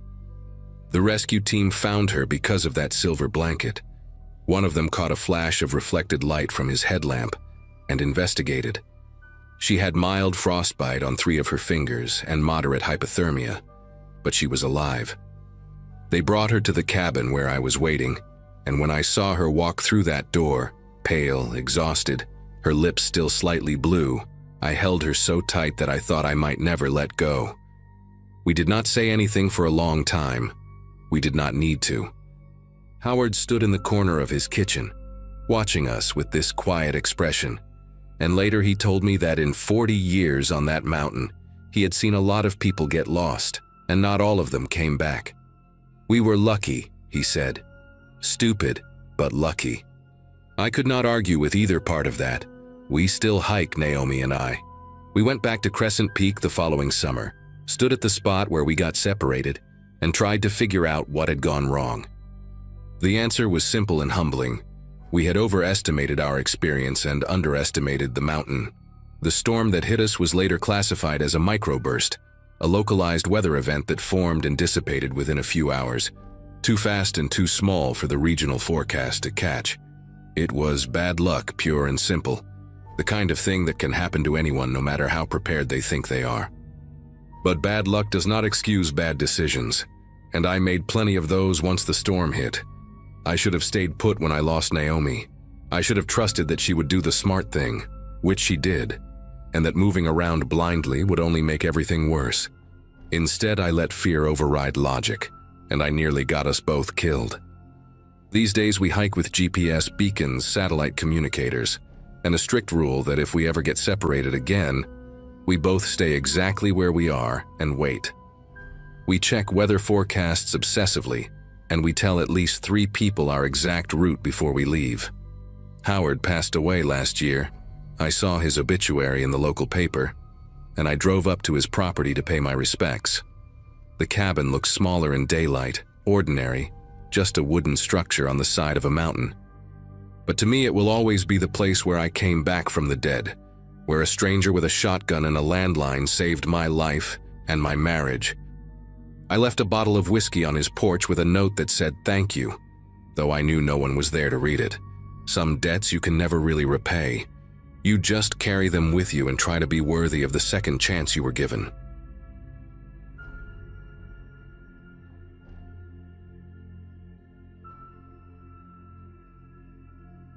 Saturday night, December 24th of 2022, and my wife Denise had been planning our little family gathering for weeks.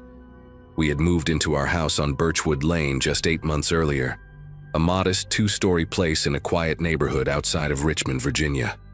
My parents drove up from North Carolina, and Denise's sister Maggie came with her husband Owen and their 2 kids. Counting our own daughter Sophie, who had just turned 4, we had 9 people packed into a house that suddenly felt smaller than when we bought it. By 7 in the evening, the kitchen smelled like honey-glazed ham and my mother's famous sweet potato casserole, and Sophie was running circles around the Christmas tree with her cousins, their laughter bouncing off every wall. Having graduated college in 2008 during the recession, it took me 14 years to finally own a home where I could host a holiday dinner, and that night felt like proof that all the struggle had been worth something. The first knock came around 8:30, right when we were clearing the dinner plates and my father-in-law Owen was telling one of his long-winded stories about a fishing trip gone wrong. I remember pausing mid-step, a stack of dishes in my hands, thinking maybe one of the neighbors had stopped by to wish us happy holidays. We had met a few of them during the summer, mostly older couples who kept to themselves but seemed friendly enough. Denise caught my eye from across the dining room and shrugged, and I set the dishes on the counter before heading toward the front door. Our porch light was on, casting a yellow glow through the frosted glass panel beside the door, and I could see shapes standing there, more than one person, their silhouettes dark and still against the winter night. Something about the way they stood there, not moving, not talking among themselves, made me slow my pace before I reached the handle. I opened the door about halfway, keeping my body between the gap and the warmth of the house behind me. There were 4 of them standing on my porch, 3 men and 1 woman, none of them dressed for the weather. One of the men wore a thin denim jacket over a flannel shirt, and the woman had on a hoodie with the sleeves pushed up despite the temperature being in the low 30s. They ranged in age from maybe early 20s to somewhere around 50, and not one of them looked related to the others. The oldest man, a heavy-set guy with a patchy gray beard and deep-set eyes that caught the porch light in a way that made them look almost yellow, stepped forward and smiled at me. He said they were friends of Owen, that Owen had invited them to stop by for dessert, and he apologized for showing up unannounced. I turned my head back toward the dining room and called out to Owen, asking if he was expecting anyone, and Owen appeared in the hallway behind me with a confused look on his face, shaking his head slowly. When I turned back to the group, the story had already changed. The woman, who had stringy blonde hair and a nervous habit of picking at the skin around her fingernails, said they were actually friends of Maggie from her church group. I told her to hold on and went to get Maggie, who came to the door wiping her hands on a dish towel, and she stared at the four strangers with absolutely no recognition in her eyes. Maggie said she had never seen any of them before in her life, and that she did not belong to any church group. The youngest of the men, a skinny kid with acne scars and a shaved head, laughed awkwardly and said there must have been some kind of mix-up. Maybe they had the wrong house. But he did not move to leave, and neither did any of the others. They just stood there on my porch, breath fogging in the cold air, watching us with expressions that held something patient and calculating behind the surface politeness. The heavy-set man asked if they could at least come inside to warm up for a minute while they figured out where they were meant to be, and every instinct in my body screamed at me to say no. I told them I was sorry, but we were having a private family dinner, and that I could not let strangers into my home. The words came out firmer than I expected, and I saw something flicker behind the heavy-set man's eyes, a brief tightening around his mouth that disappeared as quickly as it came. He nodded slowly, almost theatrically, and said he understood completely, no hard feelings. Then he turned to the others and made a small gesture with his hand, just a slight movement of his fingers, and without another word the group stepped off my porch and began walking across the front yard. I watched them through the frosted glass as they reached the sidewalk, expecting them to head toward a car parked on the street, but instead they split up. The woman and the young guy with the shaved head went left, disappearing around the corner of my neighbor's fence, while the heavy-set man and the fourth member of the group, a wiry man in his 40s who had not spoken a single word the entire time, went right and vanished into the shadows between the streetlights. I closed the door and locked it, then stood there for a moment trying to convince myself that everything was fine. Owen asked what that was all about, and I told him I had no idea. Probably just some confused people who got the wrong address. But even as I said it, I did not believe it. There was something rehearsed about the way they had approached us, something coordinated about the way they had scattered when I refused them entry. Denise appeared at my side and asked if everything was okay, and I forced a smile and told her it was nothing. My father was helping the kids build a tower out of empty wrapping paper tubes in the living room, and my mother was slicing pie in the kitchen, and for a few minutes I let myself get pulled back into the warmth and noise of the holiday. I checked the front door lock twice without really thinking about it, and then I went to help my mother carry dessert plates to the dining room table. That was when I heard the handle of the back door rattle, a slow, deliberate sound that cut through the laughter, like a knife through paper. I set the plates down so hard that one of them cracked against the table, and I moved toward the kitchen without saying a word. The back door had a window in the upper half, covered by a thin curtain that Denise had hung when we moved in, and through the fabric I could see a shape standing just outside. Whoever it was did not knock, did not call out, just stood there working the handle back and forth as if testing whether the lock would hold. I reached the door and yanked the curtain aside, and found myself staring directly into the face of the woman with the stringy blonde hair. She was standing so close to the glass that her breath left a circle of fog on the surface, and when our eyes met, she did not step back or look surprised. She just smiled, a wide, empty smile that showed too many teeth, and then she let go of the handle and took one step backward into the darkness of my yard. I could hear Owen behind me now, asking what was going on, and I heard Denise telling the kids to stay in the living room in a voice that was trying very hard to sound calm. I grabbed my phone from the kitchen counter and dialed 911, my fingers moving faster than my thoughts. The dispatcher answered and I told her there were people surrounding my house, that they had tried to get in through the front door and were now trying the back, and that I had my entire family inside, including 3 small children. She asked for my address and I gave it to her, and she told me units were being dispatched and to stay on the line. Owen had gone to check the windows in the dining room, and he came back saying he could see someone moving along the side of the house, staying close to the wall where the shadows were deepest. My father appeared in the kitchen doorway holding a carving knife from the dinner table, his face pale but his jaw set in a hard line, and he asked me how many of them there were. I told him 4, at least 4, and he nodded once and positioned himself near the back door. The dispatcher was asking me questions I could barely process, and somewhere in the living room I heard Sophie asking her mother why everyone looked so scared. The next few minutes stretched out into something that felt like hours. We gathered everyone into the living room, away from the windows, and Denise sat on the floor with the 3 kids, reading them a story from one of Sophie's new Christmas books, in a voice that barely trembled. My mother sat beside them, her hand resting on my daughter's back, and I could see her lips moving in what I think was a silent prayer. Owen and my father and I took positions where we could watch the doors and the main windows, and Maggie stood near the hallway with her phone out, recording video of the front yard through a gap in the curtains. The dispatcher stayed on the line, her voice a steady anchor in the chaos, telling me the officers were 7 minutes out, then 5, then 3. I kept expecting to hear glass breaking, kept expecting one of those strangers to come crashing through a window, but instead there was only silence from outside, a thick, oppressive silence that was almost worse than noise would have been. They were still out there, I knew they were, circling the house like wolves waiting for a gap in the fence. At 9:14, I saw the flash of red and blue lights painting the walls of my living room, and I have never felt relief like that in my entire life.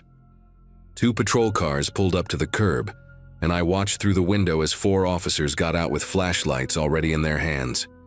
I told the dispatcher they had arrived, and she said I could hang up, and I went to the front door and opened it to meet the first officer on the porch. He was a tall man with a shaved head and a calm demeanor, and he asked me to describe what had happened, while his partner began walking the perimeter of the house with his flashlight beam cutting through the darkness. I told him everything: the knock, the changing stories, the way they had scattered, the woman at the back door, and he listened without interrupting, just nodding occasionally and taking notes. His partner came back around the corner of the house and said there was no one in the yard, no one in the back, no sign of forced entry on any of the doors or windows.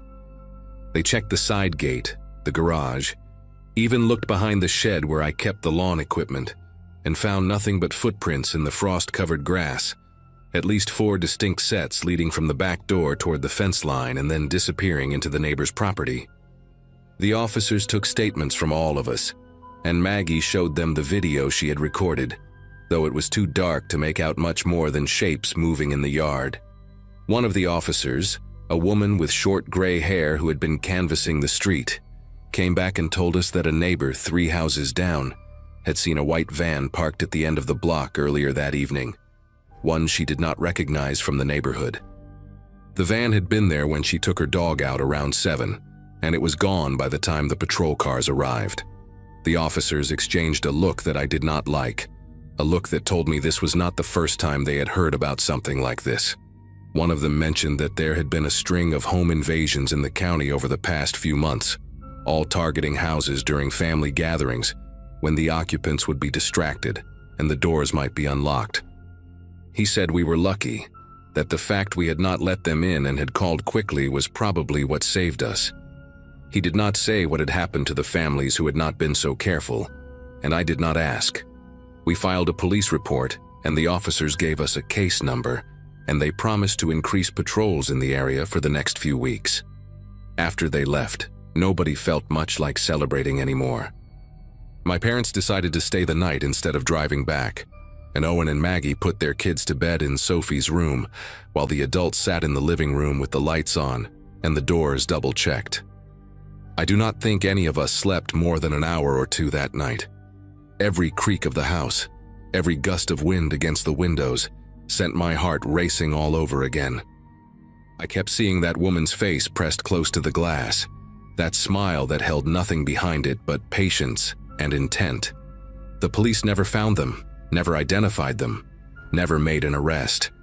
About a month later, I read in the local paper that a family in Henrico County had been robbed at gunpoint on New Year's Day. 4 intruders who had talked their way inside by claiming to be lost and asking to use the phone. I stared at that article for a long time, wondering if it was the same people, wondering what would have happened if I had opened that door just a little wider.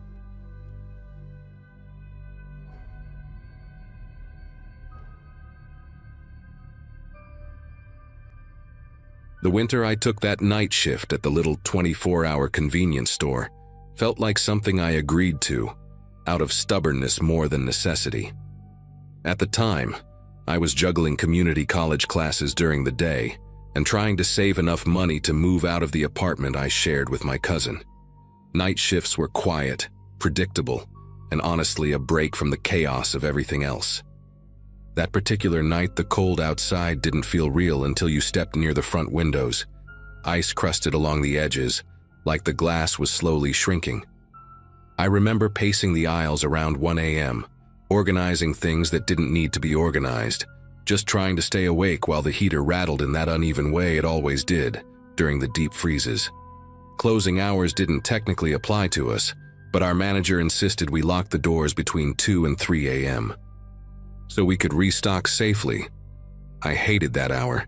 Customers could see the lights on and still come up to the door, and I'd have to mime closed through the glass like an idiot. That night, I had just finished taking out a trash bag when I heard sharp tapping on the front window. Not loud, more like hurried, uneven knocks. A man stood there, wrapped in a thin hoodie so soaked with frost it looked stiff. His hair was plastered to his forehead, and his face carried this pinched expression, like the cold had peeled away everything except desperation.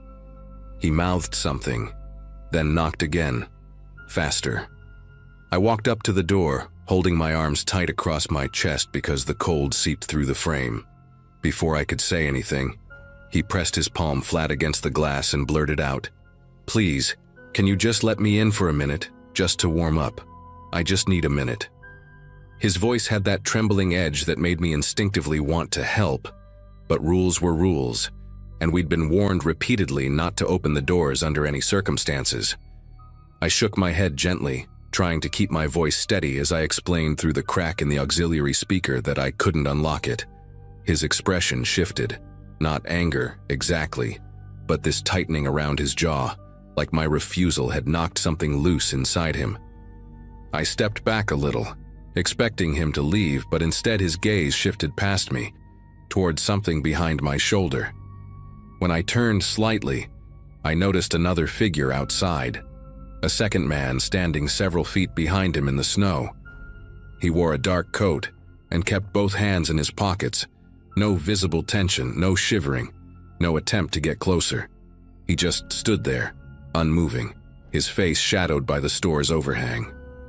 The first man looked from him to me, then leaned in again, knocking harder now, each strike echoing through the empty store. I backed away farther, and as soon as I did, the two of them peeled off in opposite directions like they had choreographed it, heading toward the side doors and testing every handle they could find. They moved with this unsettling coordination, never speaking to each other, never calling out, just checking door after door like they already knew the layout. I hurried behind the counter and hit the security lock button, even though I wasn't sure it did anything beyond making me feel less exposed. Through the side window, I saw the first man tugging at the metal handle so aggressively that the whole frame vibrated. The other one walked slower, dragging his boots through the snow in a careful line, almost like he was tracing a path he'd followed before. The store felt smaller with each of their attempts. Every sound echoed, each rattle of a door, each scrape against the siding. I tried calling our overnight manager, but the call went straight to voicemail, and the silence in my ear after the beep made my throat tighten. I crouched low behind the counter, peeking through the bottom portion of the glass, hoping they'd give up. Instead, I heard the crunch of snow near the back delivery area. One of them had gone around the building, maybe both. I couldn't see anything from that angle, only the faint blue headlights from a car parked at the far end of the lot.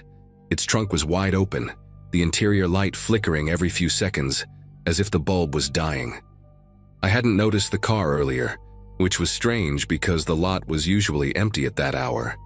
The open trunk made me nauseous in a way I couldn't rationalize, like I was staring at a problem with an answer I didn't want to know. When I finally stood up enough to look through the front window again, the first man reappeared, this time much closer to the glass than before. His breath fogged the surface in uneven bursts. He wasn't knocking now. He was staring directly into the store, scanning every aisle behind me as if counting the steps it would take to get to each one. Before I could duck again, he tried the door one more time, gripping it so tightly his knuckles went pale. Then he stepped aside without warning, and the second man came into view from the opposite direction. They exchanged a look, not quite communication, more like they were confirming something silently, and then both walked briskly toward the back of the building again. I grabbed the store phone and called 911, whispering because my voice felt too loud in the empty aisles. The dispatcher kept asking for details, but all I could do was describe the two men circling the building and the open trunk in the lot. While I was on the call, a sharp metallic clang hit the back door, followed by another and another, steady, deliberate strikes. I told the dispatcher about it, and she said an officer was already en route, but the closest one was several minutes away. I remember pressing my hand against the underside of the counter to stop myself from pacing, trying to decide whether to hide in the storage room or stay where the security cameras could see me. Before I made up my mind, the clanging stopped, replaced by a long swiping sound, like someone dragging something heavy across the ice near the back entrance. The dragging sound moved slowly along the rear wall of the store, pausing every few seconds before continuing, as if they were positioning something or testing angles. I stayed crouched, barely breathing, trying to listen through the hum of the outdated freezer unit behind me. Then, without warning, the security lights on the side of the building flickered on, casting a sharp white glow across the snow. In that brief illumination, I saw both men standing near the corner of the lot, not at the door anymore, but beside their car. The first man paced in a tight circle, rubbing his sleeves like he was warming up for something, while the second stood motionless beside the open trunk. Whatever they were doing, it felt deliberate, like there was a sequence to their actions that I wasn't meant to understand. The harsh lights clicked off again, plunging everything back into that bluish winter darkness. I ducked out of sight, terrified they'd seen me watching. A few seconds later, I heard a new sound, the slow crunch of footsteps approaching the front door once more. But only one set this time. I risked lifting my head just above the counter, and there he was, the first man leaning close to the glass, his breath spreading across it in frantic patterns. His face looked different now, almost eager, as if he believed something had changed. He cupped his hands around his eyes and scanned the store with this unsettling patience, neither knocking nor speaking. Just waiting. Before I could pull back again, headlights swept across the parking lot, cutting through the frost-coated windows. A patrol car rolled in, tires crunching through the hard-packed ice. At the sight of it, the man at the door whipped his head toward the lot, then sprinted toward the car with the open trunk. The second man slammed the trunk shut with a violent thud, and the two of them jumped inside their vehicle before the officer even had time to step out. Their engine revved hard, fishtailing as they tore out of the lot and disappeared down the road, spraying snow everywhere in their rush to get away. The patrol car tried to follow but lost traction, giving them several seconds of advantage, more than enough for them to vanish into the dark. The officer eventually came inside to check the building, making sure no doors had been tampered with. He walked around with me, shining his flashlight along the back wall and the frozen pavement, but whatever they had dragged or moved left no clear marks, just smeared patches in the snow where the ground looked disturbed. The open trunk, the way they circled the store, their silent coordination, none of it added up. The officer stayed until sunrise, but the men never came back, and their car was never identified from the description I gave. Even now, I still wonder what would have happened if I had unlocked that door. If the story would have ended inside that trunk instead of behind a counter, waiting for help that barely arrived in time.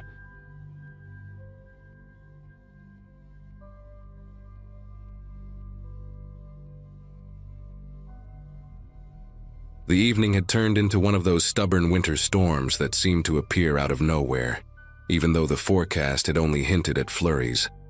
I was heading back from a small consulting job in a quiet town a couple of hours from where I live, cutting through a stretch of rural road that barely saw traffic on normal days. My routine back then was pretty simple. Take whatever freelance work came my way, drive long distances, and try to get home before the weather decided to test my patience. That night, the snow was falling so thick it looked like static on a broken TV screen, and the wind kept pushing my car just enough to make me grip the wheel harder. By the time I reached a narrow part of the road where the trees leaned in so close they felt like a tunnel, my tires slid over a sheet of ice I hadn't seen. The car swerved, dragged sideways, and ended up lodged against a sloped patch of frozen dirt. The engine was still running, but the wheels spun uselessly. I remember sitting there for a moment, listening to the rhythmic thump of branches hitting the roof, trying to decide if I should call for help or wait it out. My phone signal flickered between one bar and none, and the cold had already started seeping in through the gaps around the doors. The storm made everything strangely silent, like the world outside was wrapped in cotton. I kept glancing in the rearview mirror, hoping another car might appear, though I hadn't seen headlights for nearly half an hour. That road wasn't the kind people chose unless they lived nearby or had no other option. I told myself I'd try rocking the car free one more time before giving up, but the wheels just spun, spraying snow behind me. A knot of frustration built in my chest, mixed with the uncomfortable realization that I was more alone out there than I'd expected. That's why the sudden glow of headlights behind me felt like a miracle. They rounded the bend slowly, the beams cutting through the thick curtain of snow until a pickup truck rolled into view. Its engine rumbled louder than I anticipated, and it stopped a little closer to my bumper than people usually do in weather like that. For a moment, all I felt was relief. I kept thinking, finally, someone else is on this road. Someone who might have a tow strap or at least a phone signal strong enough to call a real tow truck. Before I could even get out of my car, two men stepped out of the pickup, their silhouettes outlined by the headlights. Both wore reflective vests, the kind road crews or volunteers might use. One of them waved at me with quick, assertive motions, like he'd done this dozens of times. The sight made my tension ease just a bit, enough that I opened my door and leaned out to talk to them. The first man approached with a steady gait, his boots crunching through the snow in a slow, heavy rhythm. Up close, he looked to be in his late 30s, clean-shaven with a square jaw, and a voice that carried easily over the wind. He told me they were volunteer responders who patrolled the rural roads during storms, helping out anyone stranded. His partner hung back at first, standing near the tailgate of the truck with his hands tucked inside his vest. Something about their coordination felt rehearsed, but not in a professional way, more like two people trying to imitate a role they'd studied, but never actually performed. My eyes drifted to their vests, and that's when the first poke of unease reached me. The patterns didn't match. One had bright orange stripes running horizontally, while the other had narrow diagonal ones in dull yellow. They weren't part of any group I'd ever seen, and the pickup behind them had absolutely no markings, not even a magnet decal. My relief thinned out fast. The man closest to me leaned in slightly, lowering his voice as if we were sharing a secret no one else should hear. He said the cold could mess with a person fast in storms like this, and that I should get into their truck to warm up while they figured out how to free my car. His tone had that forced calm people use when trying to steer someone toward a choice without making it sound like pressure. I told him I was fine staying where I was, that the heater still worked. His expression barely shifted, but something in his posture tightened, like he wasn't expecting me to decline. Behind him, his partner began pacing slowly toward the back of my car, each step measured and deliberate. I couldn't see his face clearly, only the dim reflection of my brake lights glinting off the wet fabric of his vest. But he moved with purpose. Too much purpose for someone just trying to help. I kept one foot outside the car, the other still inside, torn between politeness and that rising internal alarm people get when they sense a situation changing shape. Snowflakes were landing on the first man's eyelashes, sticking there as he spoke again, this time insisting that their truck had better heat than mine. He added that it wasn't safe for me to stay alone, not in weather like this. Something about the way he phrased it made the hairs on my arms lift. I glanced past him toward their vehicle, expecting to see some sort of equipment, shovels, chains, emergency lights. But the bed was empty. No salt bags, no tow straps. Just an old blue cooler and a single tarp that looked brand new compared to the rest of the truck. That contrast bothered me more than I wanted to admit. Then the first man slipped his hand into his jacket, slowly, like he was reaching for something he wanted to have ready but didn't want me to notice.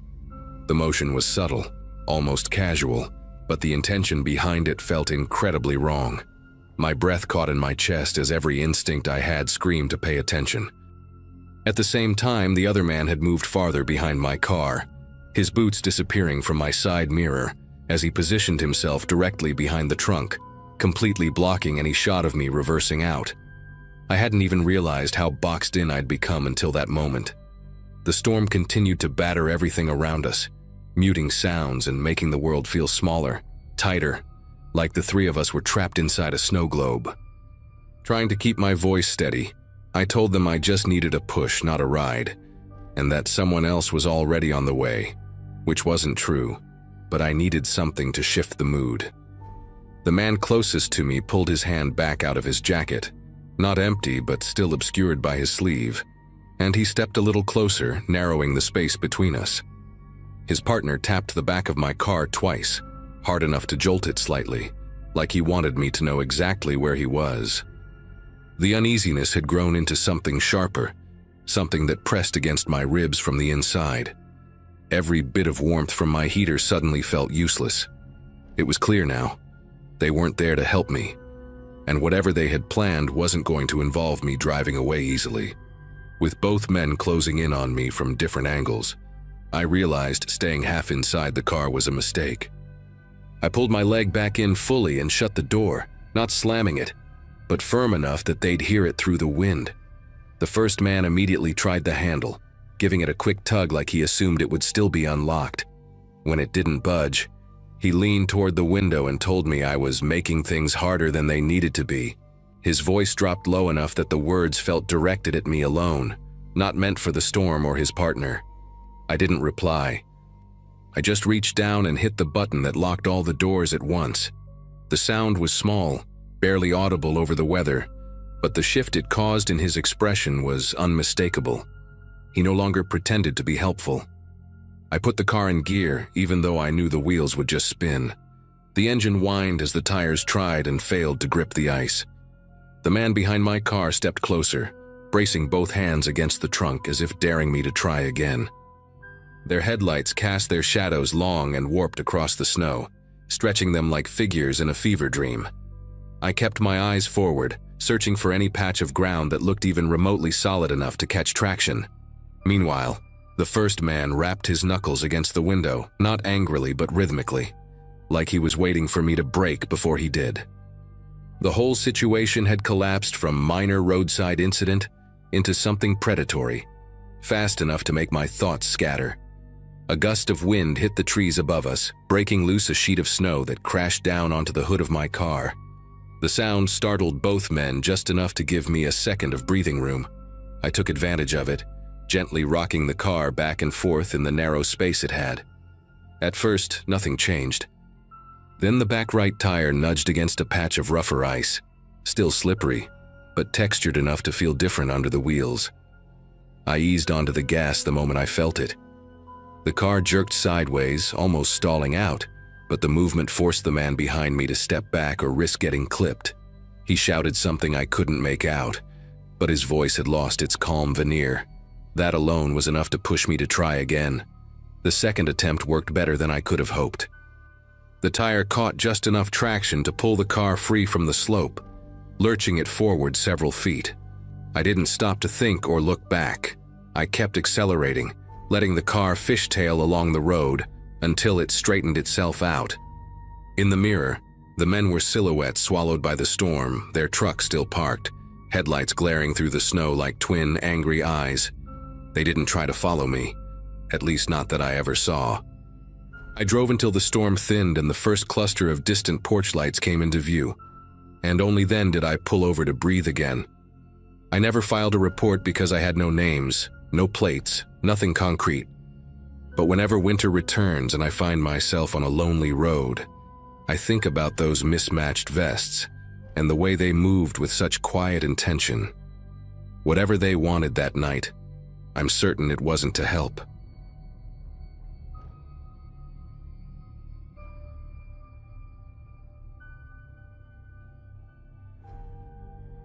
Snow trips weren't really my thing back then, but that winter I was trying hard to get out of a rut, so when my friend Jordan suggested a quick day hike on a popular trail near his town, I went along without thinking too much. Life was quiet for me in those days, working remote, barely talking to neighbors, spending most weekends trying to pretend I wasn't feeling stuck. The trail was considered safe and well marked, a place families visited for photos whenever fresh snow fell. That morning the sky had that chalky gray look that makes the whole landscape feel flat, and Jordan kept joking about how it felt like we were walking through an old postcard. I remember noticing how the cold made every sound snap sharply, like twigs breaking much closer than they really were. Nothing seemed strange at first. We were just two friends trying to shake off the winter blues. The hike turned eerie faster than either of us expected. About an hour in, a scream sliced through the trees, high, raw, and panicked, the kind that makes you instinctively lock your jaw. Jordan stopped mid-sentence, staring at me like he wasn't sure if I'd heard the same thing.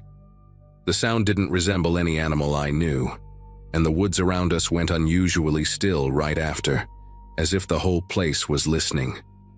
We followed the trail a little farther, half expecting another hiker to run past us asking for help. But no one appeared, and the silence kept stretching in this heavy, unnatural way. I remember tugging my scarf up to my chin, not because of the cold, but because the air suddenly felt too open. Curiosity eventually pushed us off the trail. The snow was fresh enough that anything moving through the area would have left tracks, and we figured we'd at least find signs of some animal in distress. Instead, we found a single line of human boot prints, deep, sharp impressions that veered into a narrow pocket of trees where branches formed a kind of crooked arch overhead. No paw prints, no drag marks, nothing suggesting wildlife. Jordan tried to call out, his voice echoing strangely like it was bouncing off something farther away. The boot prints looked recent, maybe minutes old, and something about how they were spaced made my chest tighten. They were steady, deliberate, not the footsteps of someone running in fear. We followed them only a short distance before spotting him. A man stood between the trees about 50 yards ahead, wearing a dark coat dusted with snow, his posture rigid as if he'd been waiting for us to notice. He didn't wave, didn't speak, didn't even shift his weight. He just stared in our direction with an intensity that made the cold feel sharper. Jordan tried calling out again, but the man didn't react. He simply turned and walked deeper into the woods, leaving that same neat trail of prints. Something in the way he moved, slow, unhurried, almost guiding, made me uneasy, but Jordan insisted we shouldn't assume anything bad. Still, when the man reappeared a second time, standing even farther out but in the same rigid pose, I remember feeling a creeping realization that he was leading us somewhere, not trying to escape us. Snow kept drifting down in soft, uneven sheets as we moved deeper into the trees, following the boot prints without speaking much. The official trail had vanished behind us, swallowed by the cold air and the dense branches overhead, but neither of us wanted to admit how turned around we were. Each time we paused, a faint sound would carry through the woods, sometimes a short, clipped cry, other times something that mimicked a distant gasp. It felt like whoever was making those noises was always just out of sight, shifting positions the moment we tried to pinpoint them. Jordan kept glancing back, like he expected the man to appear behind us again, but the only thing visible was this dull, washed-out landscape smudged with gray light. We spotted the man for the third time near an old, half-fallen pine.